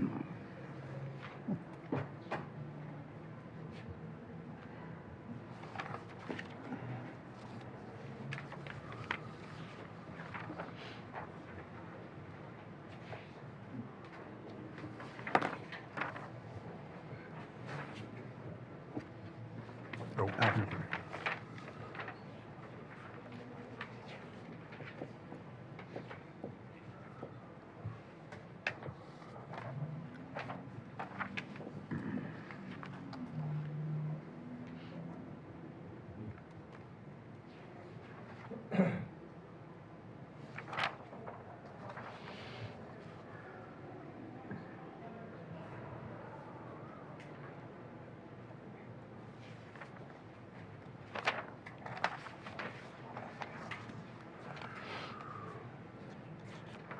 What else do you have for us, Mike? I just wanted to, for informational purposes, basically. So last time I was here, I brought up the concept of a minor subdivision. This is similar to this. It's to kind of clean up the current ordinances that we already have. There's a big gap between being able to split property off and having a subdivision. There's a huge gap of loose ends there. So my idea was, it originally was a minor subdivision. And after some conversations at an APC meeting, we kind of thought maybe it would be a good idea to change that rather than calling it a minor subdivision, be something like 3 to 5 lot parcelization. It's literally just changing the terminology, because I think if you call it a subdivision, even if it's a minor subdivision, you have to follow all the state rules for that. So we're working on that. Just letting you know that it's pretty much the same concept, that we're going to achieve the same result. And this is similar to this ADU. It's to allow people to split their property a little bit more and get an extra lot out of the property that's available, if that makes sense to you guys. So like, we're still in the process of getting all that ironed out and how it's going to look. It's going to be, similar to this process for you guys. I'll have something in the next month or two to bring before you to kind of spell it all out and what the restrictions would be and things like that. Off the top of my head, initially, they would have to, if they come to me with the idea first, I'll take a look at it. It's not in the floodplain. It's a suitable building site. And I would have them get soil tests and things like that done prior to me approving it. So that way, hey, they got 10 acres over there. I want to make sure it's actually suitable for development. Because I can split the property for other reasons, for agricultural purposes, for recreational property, and things like that. There's just like with that, there's a big gap between being able to split the property. So this is the same thing. It's one of the biggest things we get requests for, and it's kind of a gray area. And this would give a sure option where people would be able to develop their property more going forward. And again, just like other counties, this is something that's commonly allowed. Just depends on which county you want to look at and get an example from. So, yeah, I anticipate a month or two we'll have some more stuff on that for you guys. Unless you have any more questions on that, I got one more thing I was going to bring up to you. Do we have any questions on that? I don't believe so. I'll have more later. Okay, so last week I got a call from someone that may be familiar to you guys. So remember when we pushed to get the rezone done over there on the edge of the county, NGH Holdings, Neil Herr, is right outside of the city and county property between the Heartland and all that. So originally, when we went through all that, if he didn't do anything with that property within, we originally said 2 years, it would revert back to the previous zoning. I know I didn't go through all the records because I don't want to waste too much time. I wanted to bring it before you guys before I went too far. But I think we actually revised it down to 2 years to kind of give everybody a little bit warmer feeling about it. So I'd have to look up to check the record on that, but I know I got 3 years on record for sure. So anyway, long story short, he is no longer interested in pursuing any kind of industrial development out there. As far as that would fall under I-2, probably wouldn't even be under B1 or anything. Maybe, just maybe, he might put a storage unit out there someday, but not even sure of that yet, okay? So he's essentially he's requesting to revert back to the original zoning sooner than later. There's a few people interested in some residential lots out there that would, you know, be fine. Residential lots are not allowed in I-2 or I-1. So, and I told him he needs to make a few phone calls and let the town know what his intentions were. And from what I understand, there was no negative feelings about that. Everybody was fine with it going back to the way it was before, whenever we get it approved. Cindy's checking on all the legality of it on our end to make sure it's done correctly and everybody's covered. But it doesn't happen very often, I don't think, that someone changes their mind like that. So I just wanted to give you guys a heads up on it that I don't know. I think you guys have to make the decision ultimately, but we'll have to come with a recommendation or something from my office to you guys. Just to revert back to the original zone. Well, I think if we'd have went beyond the 2 years, that's already in the agreement or whatever. I think that's pretty easy. But since he wants to do it sooner than later, so I guess he didn't have much interest in the industrial development out there, and what was the interest that was brought before him was way outside of what, you know, we all had in mind. So that's why he wants to go ahead and switch it back, because the one potential buyer wouldn't have been a good fit for out there. So he stuck to what he said he was wanting to do. So That's good. That shouldn't be a problem. So our next APC meeting, we'll talk about that some more. I just, wanted to check with you guys and make sure that was something you guys would support. If I bring all the appropriate paperwork before you next month or so. Okay, great. Let's see, I think that's all I have. Well, thank you very much, Mark. Yeah, thanks guys, appreciate it. Thank you, Mike. Mike, We're ready for Mike Fincher. There you are, Mike. Good morning, gentlemen. Morning. Hopefully I'll save you guys a few minutes here. Last month, I came up and mentioned to you that the two residential doors that are down there on the building have cracked over the last couple of years from those real cold times. I did get the estimate back from Woolhops, which I did send to you guys, but if you don't have a copy of it, I got extra copies. I saw it before. The cost to fix it would be $8,000, or replace those doors with steel framed and steel doors would be $8,251.64. I got one. With commercial doors. Commercial But doors. they're taken from the residential doors that are in there now to the commercial Okay. doors. Now, are those the main glass doors? The main glass doors, I had some work done on them, so I can deal with I got one. probably fixing those later. Okay. Ah, Um, okay.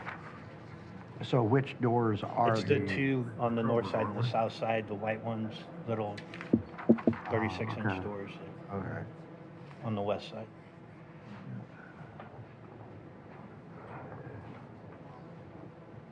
Well, it'll be better than residential doors. Yes, sir. It's a heck of a price, but Because the frames have split and there's an actual gap in one of them. How often are those doors used? Not very, Not very much. no. But they're there and they need to be secure because of what's in the building. that's right.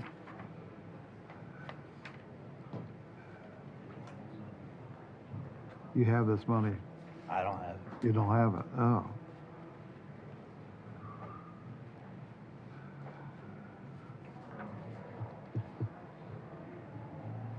Well, where can we get it?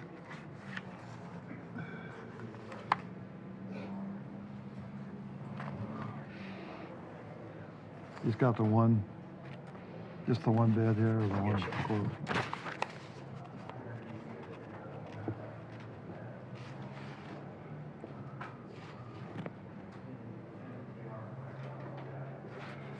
Well, what's the pleasure of the board?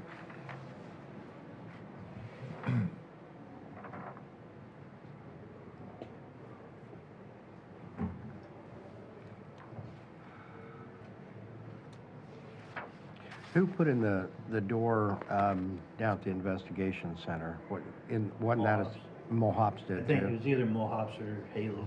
one of the- Haley's, But I okay. believe it was Mohops. Okay. I didn't have anything to do with it. But they added cipher locks and everything else. And this is just regular key locks. Right.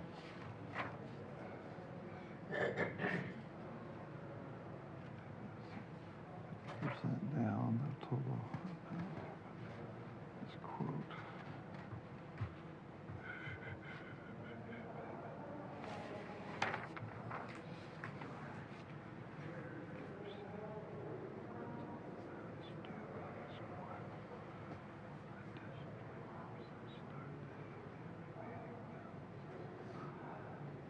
So they want half their Mike, pay. what do you do if we don't approve this? I'll figure out a way to fix it to where at least the doors won't bust open real easy. We could go down there now and I could lean into it and the doors would Goes it open? That's not very good. Are there any local contractors that can do that?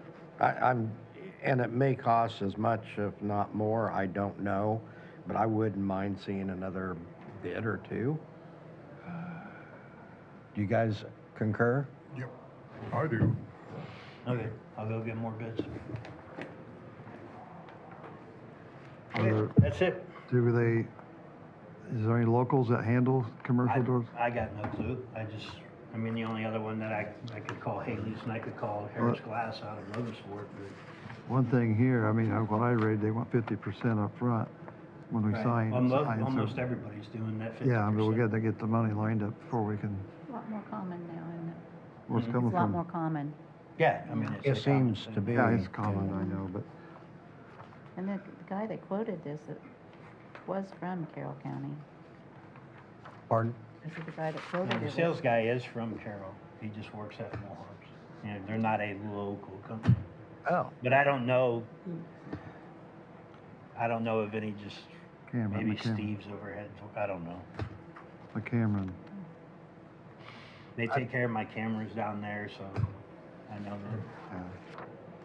Yeah. They would do it right, I think.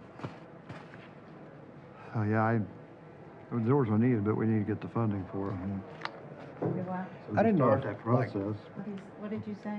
blockers, didn't We need to get the funding for it. Didn't one of the blocker boys come and look at the jail? That jail? I never heard back from him. Okay, all right. The only one I heard back up from to do the jail work was Todd Price. How long's this quote good for? I want to see it on here, but. Usually it expires 30 days. April 30th. Well, chances are it won't go down any, but get everything else.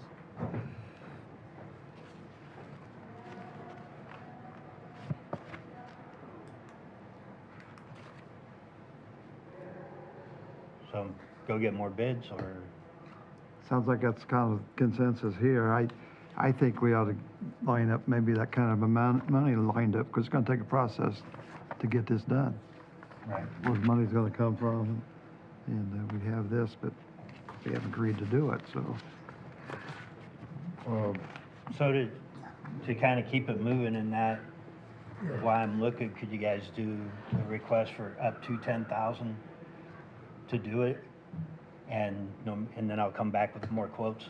Because the thing I would hate is for this, it's gonna take until the next, Right. Yeah, that's probably a good suggestion. Yeah, I'd spend the whole 10. Would this come out of cum cap, or? It could. Yeah, I would say cum cap. Yeah, And so you want me to advertise it yeah, that's up right. to, 10 out of cum cap. That sounds good to me. I just hate saying numbers when these are being played live, because if any contractors are listening, they'll be like, oh, hey. Yeah, Right. that's true. the only thing is if I get it in Friday, it wouldn't be for the council meeting, so they might have to have a special. But it's gonna take me some time to get the other quotes. What I'm just Yeah, saying is yeah. by the time I come back, if they've already approved that money in April, by the April meeting, then if we end Okay, up going I with was this just- one, the quote's still good. I know, I was talking about March. I didn't want your hopes up that it I was was. gonna say what? The council meeting's on the 19th of March?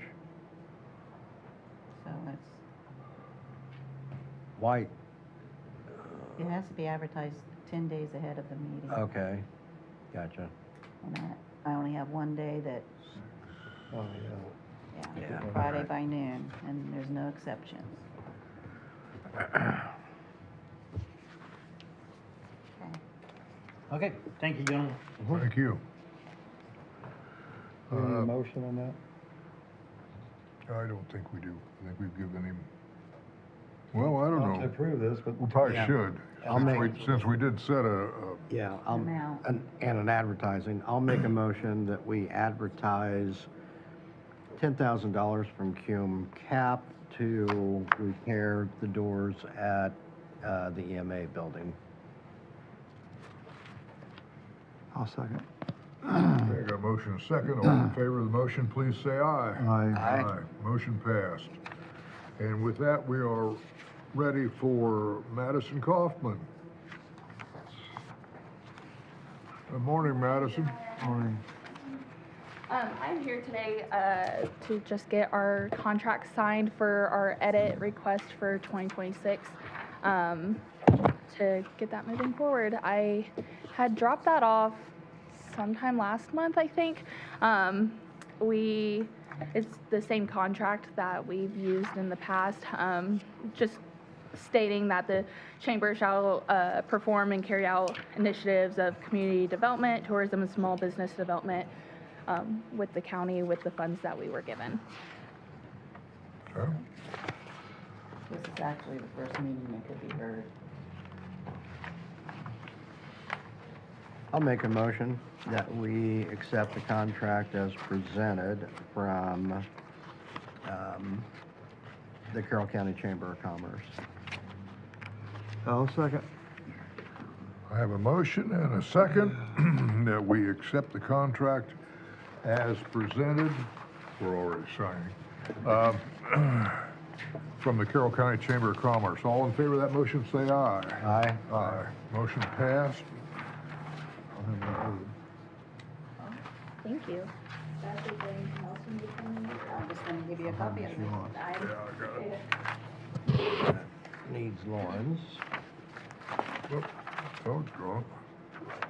That's what, I'll figure it out.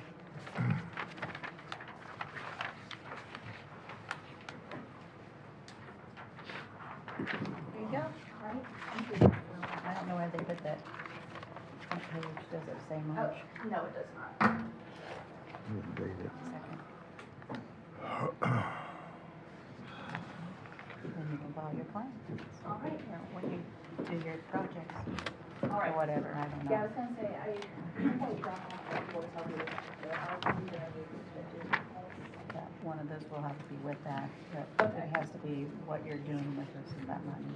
Yeah, I think it It is. I did that on the claim. Okay. There's the other two. Thank you. Yep. And with that, we're down to C&C Enterprises, Cooksey Lawn Care. Anyone hear from that? C&C Enterprises is here. Pardon me? Craig's here. Lawn Care is here, Enterprises, but not Cooksey. Not Cooksey. Right. He's got paperwork. You probably told me that ahead of time and I missed it.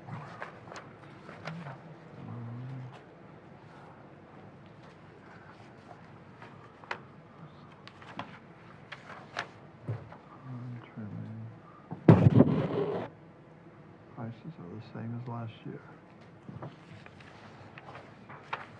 Well, do we want to go ahead and do the C&C Enterprises the same price as last year, it says?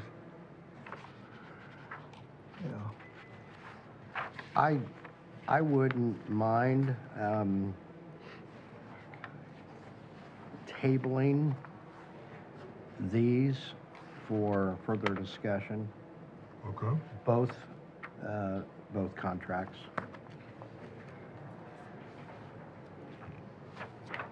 I'm gonna say something about the Cooksey one. Because last year, we took out some of the trimmings, and that was paid by the park board. That's not really the lawn care, part of it. Bob took part of that out. That's just for Deer Creek, right? Yes. Cooksey is just Deer Creek Park. Right. Just Deer Creek, yeah. And reason I'm really kind of saying that too is we had to go over, we went over our budgeted amount, and I think they kept that the same. Okay. But I trimming or with the trees, I think is what was going on. I don't know, but Bob's not here to ask, so I don't know. Do you remember? Did you have to do anything with the lawn care about the trimming the trees? No, you did mainly French post with him, right? Yeah, I just, was at First Coast. Yeah, okay, never mind.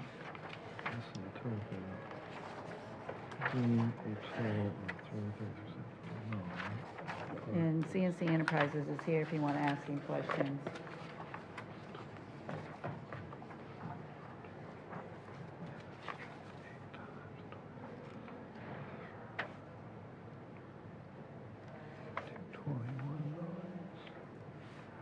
Scott, would you want to put that into a motion form? Sure. I'll make a motion that we table both of the mowing contracts for further discussion.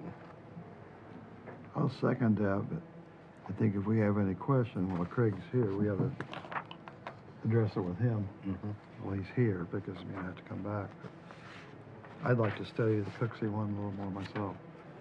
'Cause it's still, I'd like to study this one, the Deer Creek Park one. It's different, I think. Yeah, it's a little more confusing, so I'll second that. Okay. So I have a motion and a second to table this. Do you want it until a certain date or We can go till the next meeting. just the next Yeah, until meeting? the 16th. Okay, until the 16th. I mean, it's gonna have to warm up quick before, you know, if we're mowing the middle of March. It's Indiana, you don't know yet. All in favor of that motion, please say aye. Aye. Motion passed. So we are moving on down here to, we have Mark Smith. Would you like to tell us about what's going on, Mark? I think that's wrong.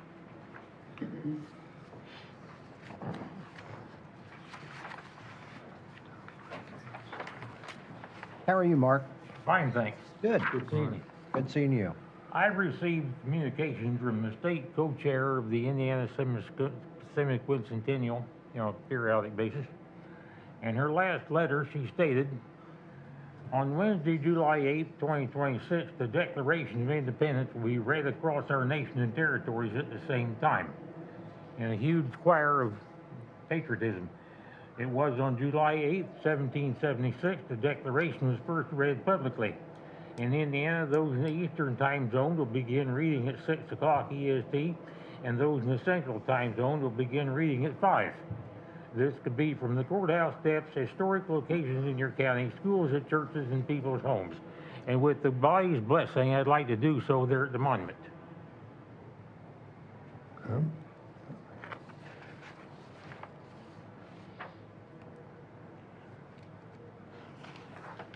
I will, let's see, the restrooms have to be open 2 hours a day, the 8th. Wednesday No. the 8th. I would think not. I No. wouldn't think it'd be a No, I didn't make him fill out one of those Okay, because all right. 6 p.m., 6 in the evening, Yeah. I presume, not 6 in the morning. Nobody in their right mind is gonna be up. Oh, I might. But I never said I was in my right mind. Well, actually, I didn't make him fill out one of these courthouse applications.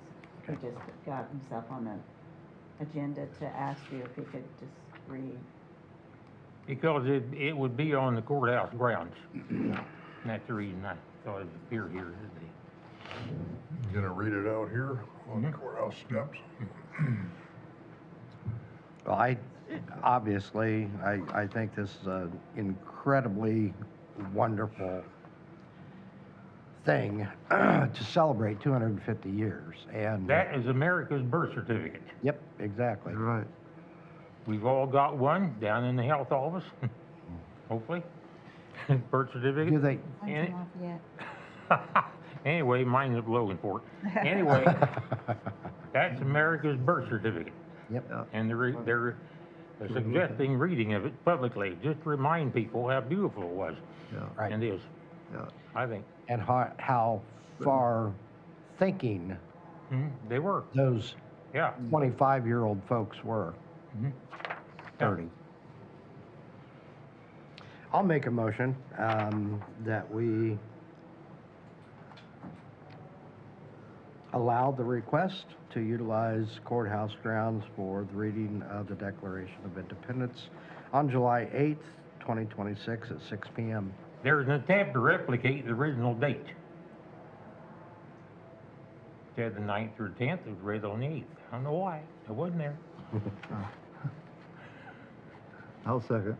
Okay, you'll second. Yeah. You wanna just go ahead and read the entire Constitution while you're out there too? Yeah. I'll tell you what, Bill, we'll do it in tandem. Okay, so I have a motion and a second to allow Mark to read the Declaration of Independence out on the front steps. All in favor, please say aye. Aye. Aye. Aye, motion I'd be passed. doing that as county historian as well as member of the William Henry Harrison chapter of the Sons of the American Revolution. I've been a member of that group for a few years. And I've also taken part in recognizing all 7 Revolutionary War veterans in a really meaningful ceremony. We have Revolutionary War veterans scattered all over the county.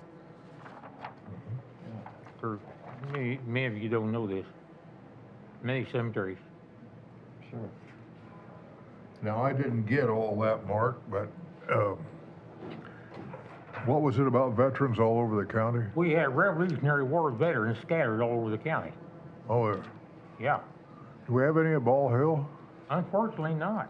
I don't wish think there we were. do. I mean, I Civil and Spanish American War maybe, but uh-huh. no Revolutionary. Huh.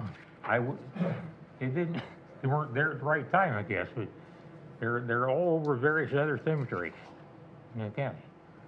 Well, we have some buried out there that were born in the 1700s, but I've never come across anything that said that they were revolutionary. So. Well, I would think that the inhabitants of this area were thin and far between There were. in the 1700s. We have 2 at Pleasant Run, Johnson and Blue at Pleasant Run, Galloway at Cedar, the Ollingers and Nichols at Nebo, and let's see, 2 or 3 others. Uh-huh. There's one at Deer Creek, isn't there? Yeah, farmer. Yeah. My SAR chapter just erected a real nice marker in his honor. I had the Air Patrol set it. It's really beautiful. Might want, if you have in your travels, take a look at it sometime. Deer Creek Cemetery. Is that the Zion Cemetery right there in Deer Creek? No, across from the church. No, Okay, yeah. yeah. Many of them had descendants. Galloway and Farmer has descendants, a lot of them don't. So, and as I said, I was really blessed. When I started this process out, I was really blessed to clean a stone off before the ceremony happened. That's really meaningful, sitting there cleaning a Revolutionary War veteran stone off. Now, these were people. It's one thing to fight for a country, as our other veterans did. That's admirable and should be respected. But these guys fought to create one. They didn't even know it was going to be the United States of America. Yeah. They fought anyway to get it done. Now, I'm the descendant of Isaac Van Buskirk, who was from Virginia, and he was at Valley Forge for a short period of time, as well as being at Monmouth and in New Jersey. And he said in his pension statement, they actually saw General Washington on the battlefield, as well as Marquis Lafayette. Is that right? So, anyway, I'll shut up. You bring up Washington. I was just reading this weekend that at the time of his death in 1799, he was the largest producer of whiskey in the United States. He was. I think that's interesting. He had 4 stills running. Just think, penicillin cases, dose of penicillin will affect him. Yeah. It's too bad, isn't it? Probably had strep. Maybe some of his own whiskey to fixed him if they'd given him that. I didn't think about that. So, Well, thank you, Mark. We'll look forward to it. thank you. Let's see, what else do we have here? We have Delphi Main Street Easter egg hunt. Oh, spring egg hunt? And that is for Saturday, April the 4th. They anticipate 300 people, and they'd like to use the courthouse lawn. And they have insurance and everything. I'll move we approve it, the request. You will? Okay. I'll second. Okay, I got a motion, a second to approve the Delphi Main Street request. All in favor, say aye. Aye. Aye. Motion passed. Let me sign it.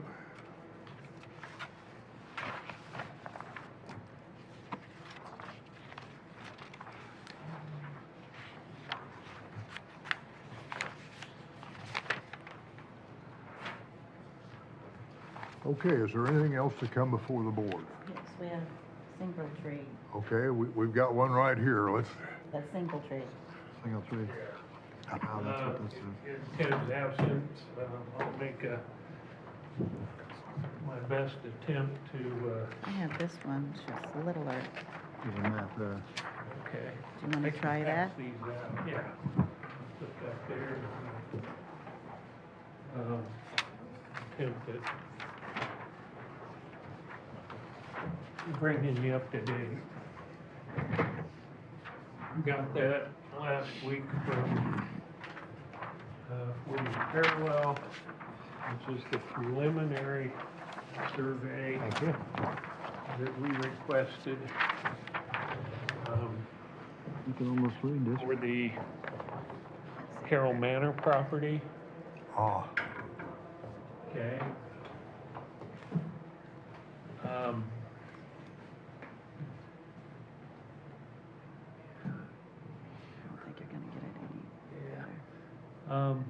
This is 625 west.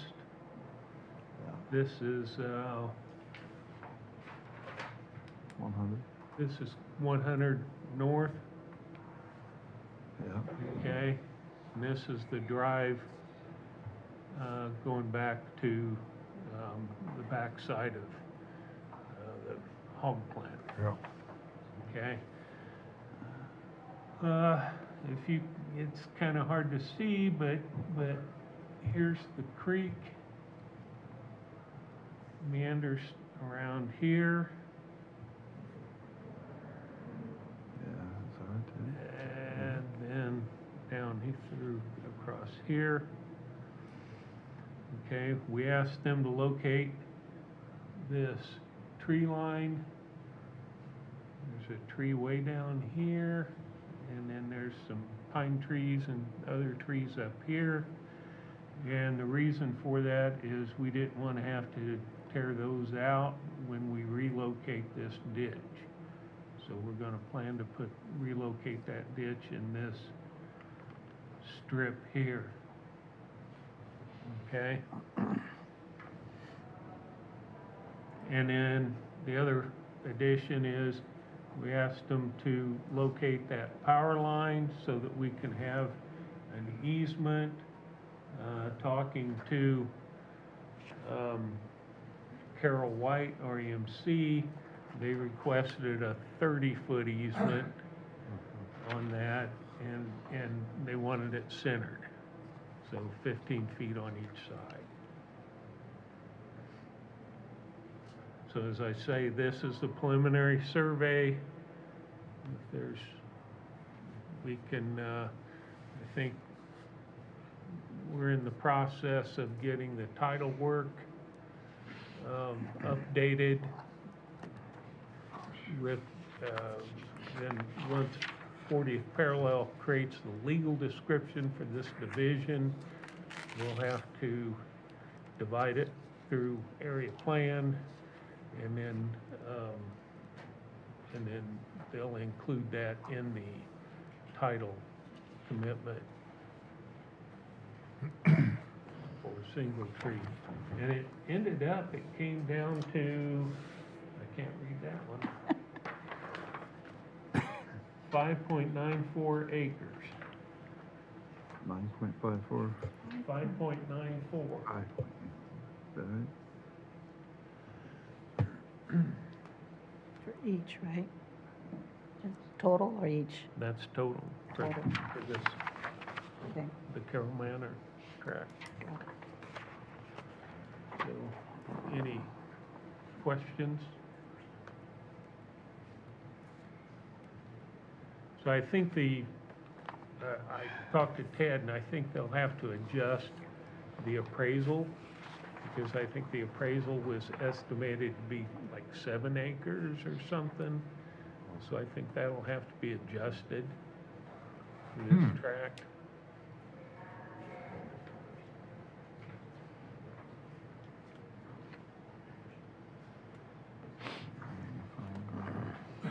Okay.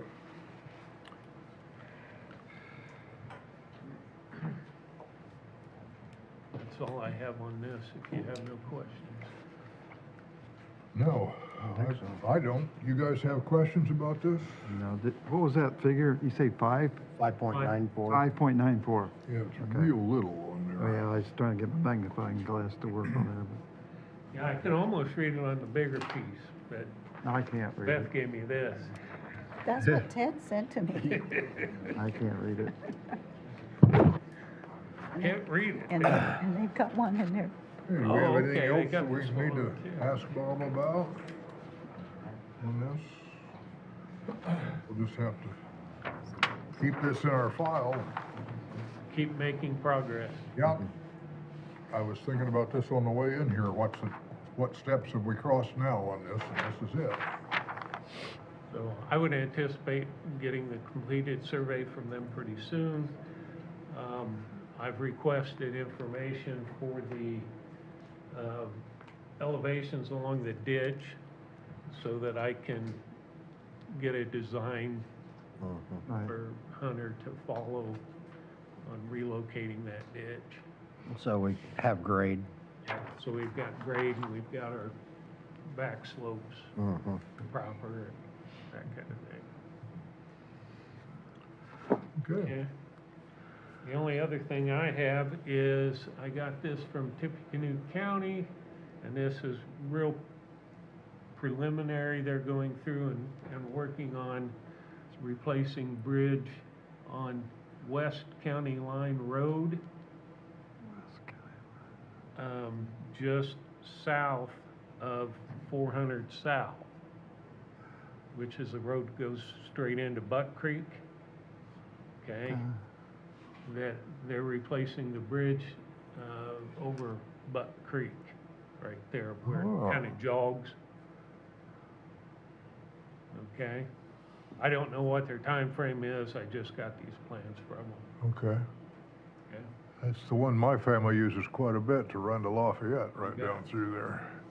Well, that's what it's gonna make a change for those over in the west part of the county. Okay. And that bridge is out. Thank you for letting us know. Yeah, thanks. Thank you, Bob. Yeah, just wanted to give you a heads up. I don't know if it had been sent to you. If not, I need to get it forwarded to you. Michelle Cox has resigned from the RDC. Oh, she has. From what I understand, she got her promotion at work, and her time was, she was having problems with time already, so. Hopefully by next meeting, we may have a suggestion for you for replacement, and you guys may know somebody that Yeah. worked too. Something that we need to keep in mind if we have somebody we want to put on the RDC. That is our appointment, isn't it? Yeah, that's, the three commissioner appointments are myself, Bill, and Michelle. Okay. And the other two are council appointments. Okay. Just wanted to give you a heads up. Appreciate that. With everything we have. I hadn't heard keep that. it, keep moving. Yeah. We also have the person I told you that, Sure. yeah. Should have probably got you in earlier, sorry. Yep, it's not your fault. I kind of messed up. I'll pass them out if Oh, it yeah, help sure. you out. Perfect. No, I messed up on the meeting schedule.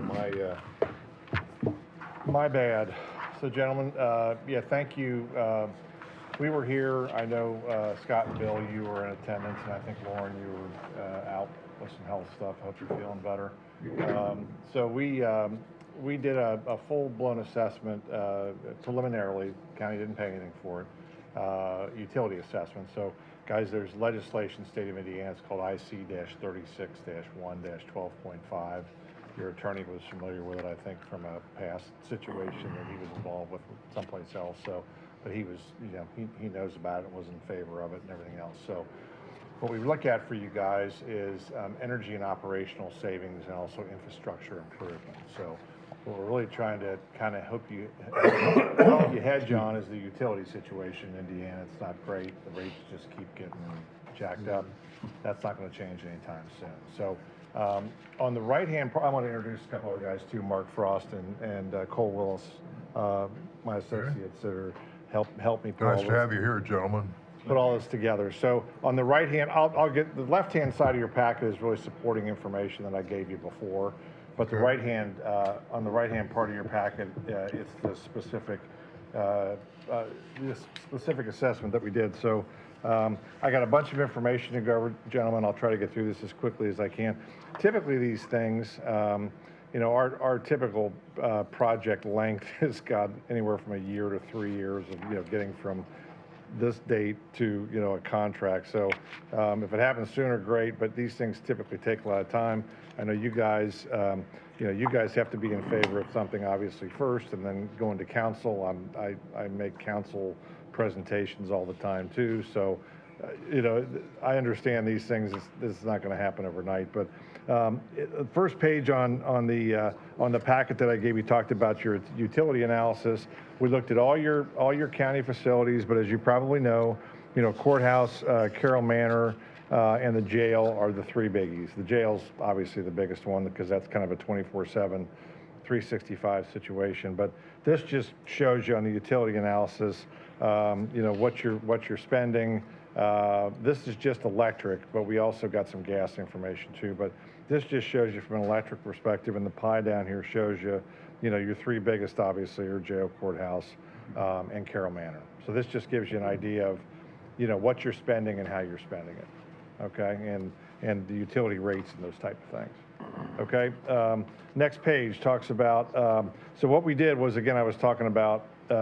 I was talking about infrastructure improvement, but also utility stuff. So a lot of this stuff has to do with, yes, it's going to help on the utilities, obviously, but also on the operating cost perspective. Some of this stuff, you just keep spending money kind of maintaining, and on some of these older systems, yeah, I had somebody comment to me in a different county. They said, yeah, we love so-and-so mechanical contractor. They're here all the time. That's probably not a good thing. Okay, so what we're trying to help you do with some of this equipment replacement is, you know, putting in new equipment, which does not have those operational costs like older stuff does. So on the courthouse, for instance, as you guys probably know, you know, the windows they're okay, but they're not in really good shape. So older double pane, vinyl clad, not architectural grade, very inefficient and doesn't meet current energy code. We proposed double pane aluminum and thermal break windows, and they'd be more historically accurate. So we're used to doing a lot of these older courthouse projects and understand the historical needs of the windows. We're not putting in a, you know, commercial grade like there'd be across the street at a commercial building. So that's all, and that we don't put in anything. We obviously would show you and get approval from you guys before we would put anything in. But that just talks about that. And again, the benefits: reduce the heating and cooling, better comfort, and quieter interior. The next page just has some pictures of, you know, obviously the windows. We got up on the roof, and so this skylight situation, so that was on here as well. You've got those skylights up on top of the building. The existing the central skylight that illuminates stained glass outside the rotunda. 3 medium skylights that illuminate stained glass in the courtroom. 3 smaller skylights over the stairs. We've proposed removing the glass from the large skylight and cover with decking and a membrane roof. Provide LED lighting in attic to illuminate the rotunda stained glass, and also replace medium and small skylights with modern insulated skylights. So it's a pretty thorough. Wouldn't affect the looks of anything other than Mark, I think it would. Yeah. I'm Mark Frost. I'm an engineer that worked on it. That skylight up there was original back in the 30s, I think. 1916. 1916. And it's metal frame with just single pane glass.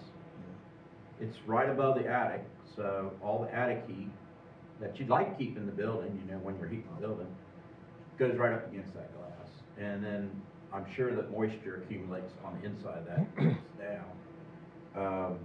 It's a thing that should be fixed. You guys have one of the best courthouses I've seen. I mean, well, thank you. Beautiful. It's beautiful. It was built right to begin with. But a lot of courthouses have skylights like this, and most of them have been roofed over, and then you just bring lights into the attic, so the same effect from the inside. You don't see any different from the stained glass. You know, you put the right lighting in there. But you have even more. You have 3 pretty good sized skylights to light up the stained glass in the courtrooms. Beautiful courtroom. I mean, just beautiful. And we wouldn't want to do anything to downplay the beauty of this building.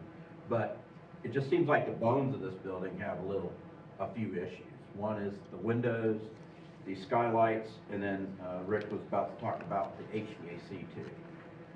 The HVAC, you know, you have steam heat here, and someone's done a wonderful job of maintaining your steam heat because it's comfortable in here, but it's still steam heat that there's fewer and fewer people to know how you can work on it.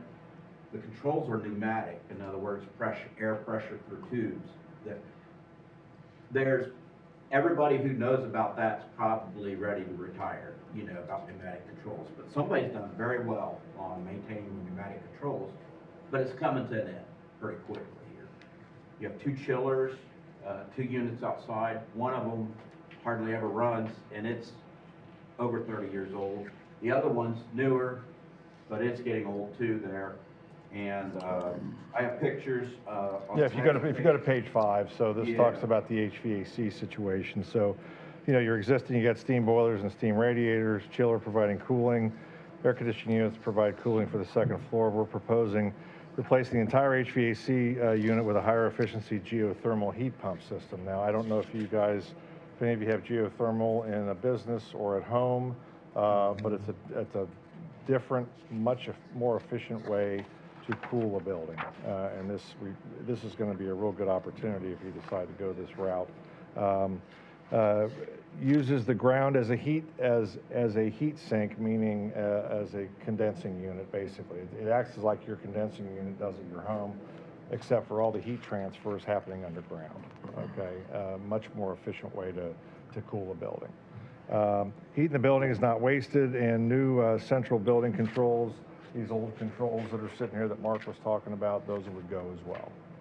What I mean by heat not wasted is, say you have a group in here and it's cold outside, sort of like today, need heat in another room over there. The heat from here would be used over there instead of, Now, my opinion is I don't want to lose any of the heat out of here. Sometimes I freeze like crazy up here. Well, the efficiency and the comfort is going to be so much better with this system. It's not even close. So the old steam stuff's okay, but it's not great. So we just take out all these radiators? Yeah, I have, these are, later you'll see some budget prices. I just budgeted to remove them all with a little bit of work for paint and repair. But instead, it would be through the units in the ceiling where the heat would come from. It wouldn't look much different than what it does now, but most of it would be in the ceiling. Page 6 really kind of diagrams how the geothermal system works. Okay. And I'm not talking about, at home you get a water source heat pump and it sits where your furnace does.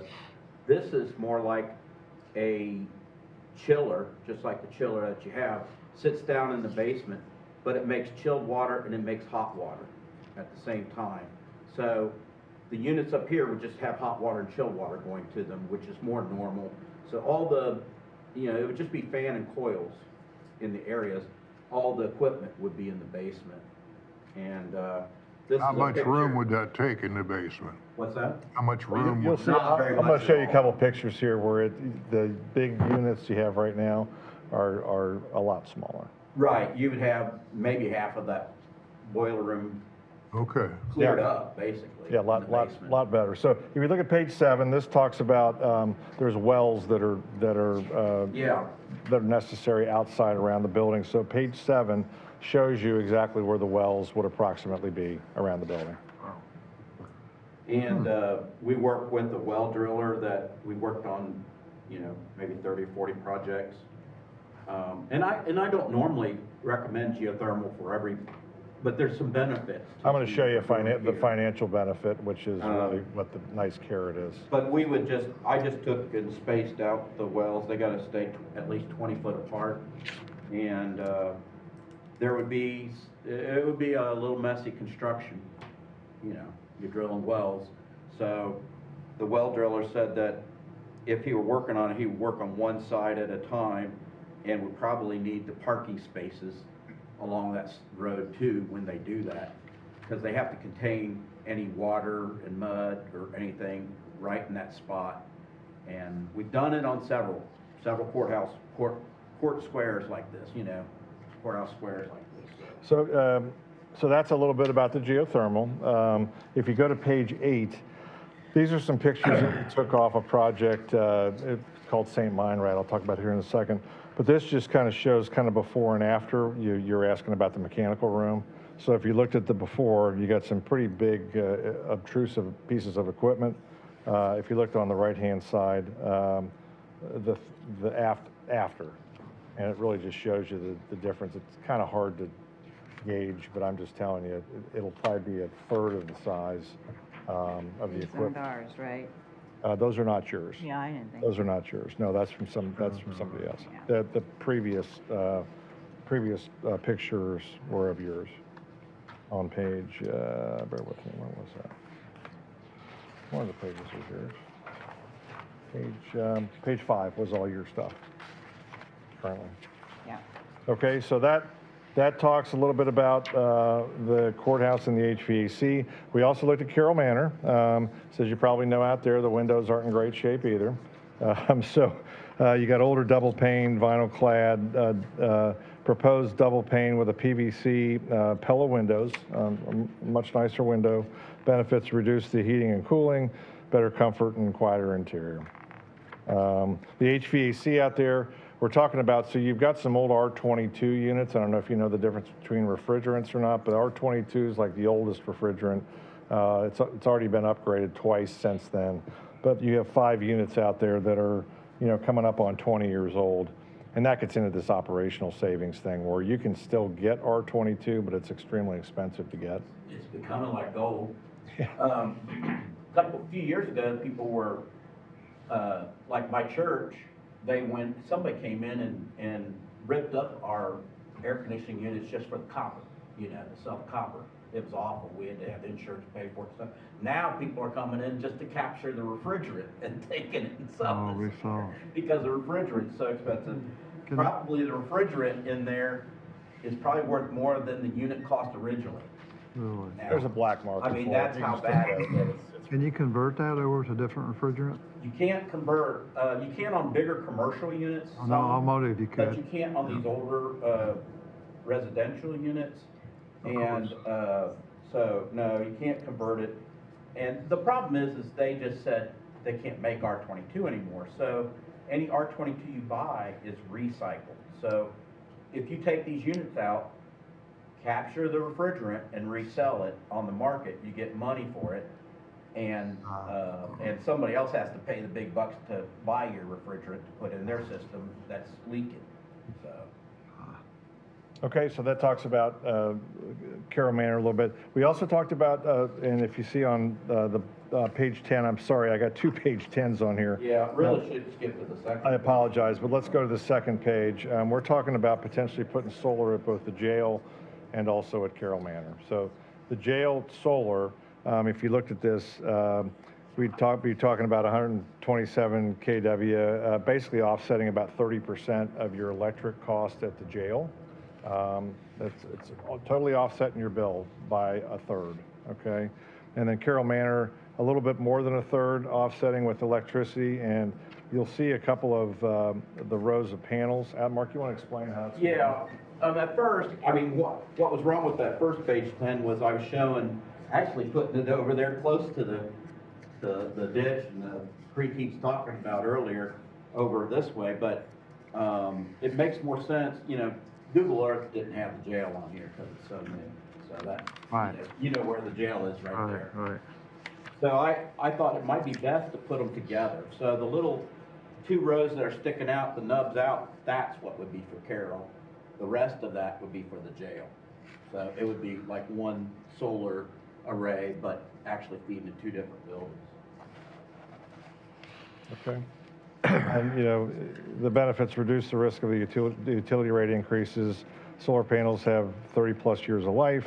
They have a 25-year production warranty, very low maintenance, and very self-sufficient. So, again, these projects, especially when there's solar involved and also the geothermal, these are legacy projects, guys. So, when we're all at Carroll Manor or further down the road, these projects are just going to keep producing and keep, again, offsetting those utility rate increases that you're getting. These 15, 18, 20% rate increases are not applicable any place we can put the renewable stuff. If you get to page 12, so this is a financial analysis cash flow of, this is everything that we talked about today, everything but the kitchen sink. You don't have to do this whole thing. Okay, a lot of folks say, well, do we have to do this whole project? You guys, I mean, I'm going to talk about Dearborn County, which is one of the things I talked about there, but they phased their project. So they did like $1 million first year, $1 million second year, $1 million third year, just because that met their financial requirements a little bit better. But again, guys, we're more interested in helping you, enact what you think is the most important thing. And quite frankly, the courthouse is probably anything we talked about doing at the courthouse. To me, if I'm not you guys, but I run around and do a lot of this work. these old courthouses, renovating these old courthouses, we're doing a ton of this right now because a lot of folks, you know, they've kind of left these buildings, and you're not going to tear it down. So these are infrastructure improvement items that are going to be here. I mean, this geothermal is going to be here producing for years and years. You don't have to do all this mechanical stuff with these HVAC units like you do today. You're still going to have to do a little bit of maintenance, but not nearly as much as you had before. And they're just going to keep producing. So so again, here's a sample cash flow of what a project would look like with everything. But if you said, hey, you know, we've really poured over this thing, and just give us back numbers that just have to do with the courthouse, and maybe solar at the jail, because that's a big utility user, and maybe you might want to peel off the HVAC at the Carroll Manor because it's, you know, older and you got the older refrigerant. It's your project, guys. So we'll work with you on whatever you want to do. I probably should know this, but what's an IRA? Oh, well, Initial thank you. I was getting to that. return on So- investment. So, Return on Well, this is called the Inflation Reduction Act. So that's in the supplement information that I gave you. But the federal government passed the Inflation Reduction Act back in '22.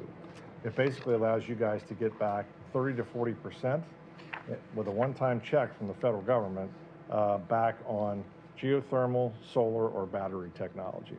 So we modeled that number, you know, over $1 million on the geothermal and the solar that we'd be doing for you guys.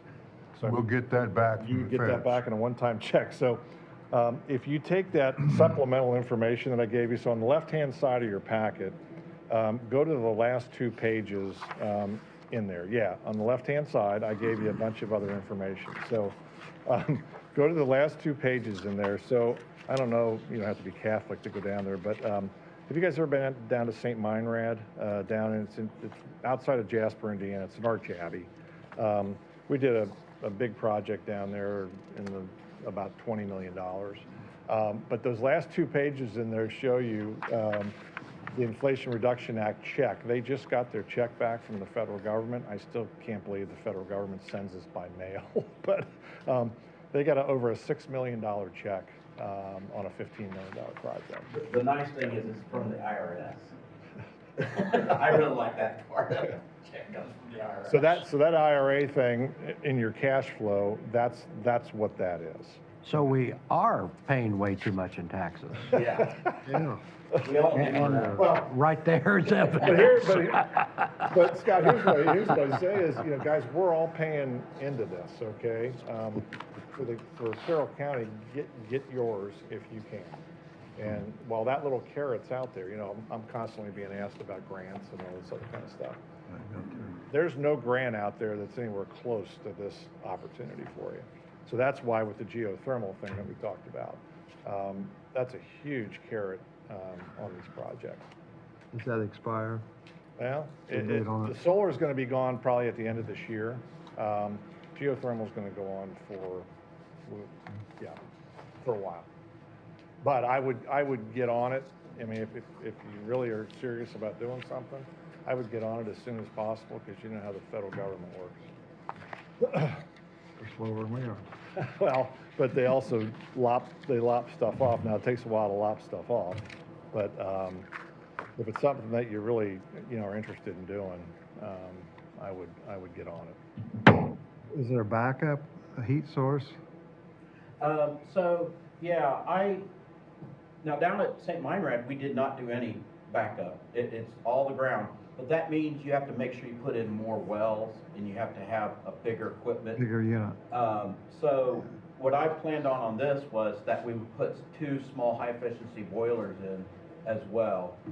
The backup helps. Is a backup or a curb, you know, for the geothermal. Yeah, if it gets real Because cold. if I was sizing it for completely heating it, then we'd probably need, you know, 4 or 5 more wells. Yeah. We need larger equipment. It's more cost effective to put a couple of small boilers in. The reason I ask, I have geo where I live, and my backup is electric backup. Right. It kicked on one time, I didn't know it, and we had months where 2 months that, it's about $1,000 a month. Right. Light bill. Didn't know it till I got the Yeah, right. light bill, but. They're not gonna call and tell you they made a mistake, so. That's what happens when you're out in the country and you don't Right. have gas at the street, you know. But I put a switch, got a switch installed on board. I got to turn off the heat. There you go. But,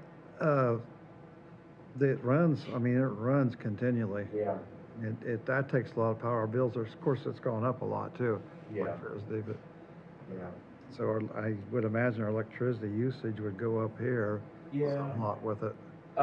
Actually, I project the electric cost will go down, even though you're basically doing some of your heating through that. But your gas will go down too, you know, your gas price will go down Right, too. right. So overall, I projected about 25% of your electric and gas bill here to be gone because of that geothermal. That's in that utility savings. And we have to do it as a guarantee. That's part of the state. The state's guarantee, the guaranteed savings that we talked about, the state, so, and your attorney kind of hyped up on that the last time we were here, so, you know, if we would get to any kind of a contract, there'd be a dollar amount in there that we have to say, save you, and if we don't, we have to write you a check.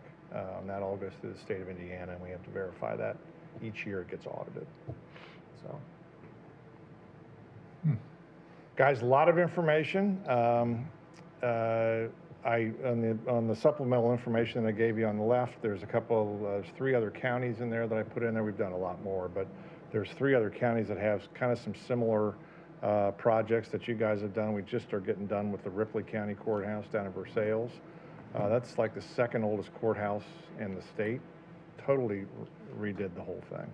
HVAC, ceiling tiles, fire alarm system, sprinkler, the whole bit.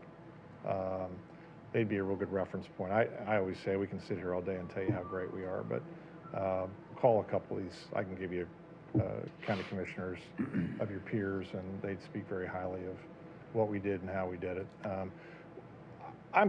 We basically kind of sell against the architects and engineers because those guys, they could come in and do something similar for you and give you an assessment, but they're not trying to help you implement the project. So the way that the old way to do stuff, and you guys have probably done it on some other things, is hire an architect engineer, get an assessment back, put plans and specs together, advertise, take low bid, change orders. The nice part about these projects is they're no change order projects. So whatever dollar amount that we would agree to on a project, that's the cost of the project. So, any questions, concerns? As you stated, a lot of information to peruse, that's for sure. Yeah, so again, you know, typically you guys take as much time as you need. You get my cards on there. Feel free if you have any questions about anything that, you know, during the presentation. Get back to you. Again, independently, if you want to call, I can get you some reference points of projects that we've done. Lafayette, we're just finishing up doing a large solar project for their main wastewater plant. That's just got finished, I think, you know, within the past 6 months. So we're doing work all over the state of Indiana. So we're a large company too. We're in like 25 states, and but we do quite a bit of work in the state here under the guaranteed savings legislation. Have you had any issues with the quality of the well water? The water, we do not actually, we shouldn't call them wells. We should call them boreholes. Right. It's if you look at that little diagram that explains how it works, we're just closed pipe down in there and back Okay. up. We are not taking water from the ground. Okay, good. Closed loop system. It's a closed loop. That's what I have a closed loop, and when they did it, I said, I don't want my water in that. Because we had calcium. Oh, yeah. And actually, environmentally, a lot of them will keep you from doing it nowadays. Because people used to pump out of a well, use the water, and then put it into a creek. But even warming the water up and putting it in the creek is considered pollution somewhat, you know, because it changes the environment of that creek and everything. So this will be a closed loop completely, and the piping is kind of flexible plastic. It will outlast the system inside by double, so or more. So, you know, the system inside will probably last 25 years or so. The outside system will last 50, 60, 70 years, you know. If you have an earthquake and a shear force or something, maybe it would rip or something, but it lasts forever. And we try to use local contractors, so anytime, we've got certain folks that work for us all over the state, but if you guys have some contractors that you like, electrical, mechanical, you know, wind, whoever, we're happy to try to utilize those folks as part of the project. So as long as they're bondable, that's fine. Yeah. We'd Bob- like to do that. Bob had his hand up there a minute ago. Yeah, I just had a question. Were you planning to do geothermal out at the Carroll Manor? No. I did not. I mean, that would be a choice. Will you have enough ground to do it? Oh, yeah, all those furnaces are in the basement. They're pretty accessible, so Instead. it could be. I don't think that system wouldn't be like this system where if you need heat somewhere, it uses it over here. That would be more like your house where you're either heating or you're cooling. Right. And, Yeah. I don't, it wouldn't save as much as here, but it would be an idea. The thing Would it about be cheaper to geothermal, install? yeah. Possibly. The thing, yeah, the IRA would not cover it, oh, well, it would cover it if it was geothermal. And I did price out on the air conditioners out at the manor, to go ahead and replace furnaces at the same time as air conditioners. Now, we might be able to debate that, and the air conditioners, a lot of times you can replace air conditioners twice before you replace the furnace, you know, because furnaces last a little bit longer. So we may be able to cut costs there some, but yeah, it's a possibility out there too. I'll, again, guys, you know, if you have any questions, whatever else, I'll maybe try to get back on your schedule in April, just see how you're doing, and if you have any questions. These things take a while to process through, so most of the time, you know, you guys say, hey, we'd like to do something, come to council, make a similar presentation to council. I mean, they obviously have to be in the boat on this thing too, so, yeah, let us know how we can help, and it's a really nice little project for you guys as far as, you know, savings and what you have to have done and everything, what you need to have done. I take that back. And you guys probably know that, so. Okay. Thank you very much for your time. Well, thank you, and thanks for sitting through all this. Yeah. You sat through. Appreciate it. We're used to it. Anything else to come before the Board of Commissioners? I just need to remind you, have a 1 o'clock meeting in executive session with the members of the Carroll County Council. Oh. And that's only by invitation of the board. So it's not really a You're joint. gonna charge admission at the door, you say? Oh, my. May as But well. it's not going to be a joint, Session. clear joint session. It's your meeting with them invited. Okay. So they better behave. They better behave. So we have to recess And then this, we've or got just, instructions from Ted that I will copy and give to everybody. It's that same thing that we did the I got last it. time. Do what? Not gonna be able to be here for it? Well, I got a rehab thing, I gotta get them in by the end of the month. Yeah, you made mention of that. You gotta get it in by the end of the month, so. I'll make a motion that we adjourn the commissioner meeting. I'll second. All in favor? Aye. Thank you, all of you. Yeah, when did you make that? Thank you for taking the leadership. Appreciate it. It took a little talking to, but he did it. His arm's still twisted up behind his back. I know. He came in and he wasn't gonna leave until he said yes. It would be a no-brainer if I was a little younger. Yeah. Yeah. Meetings. It would be easier. Sure would be. But he's out there all the time and Yeah. he works on the park and he does all this stuff, so. Yeah, we appreciate it. Deer Creek's kind of out of the way. Right. Thank you. That's pretty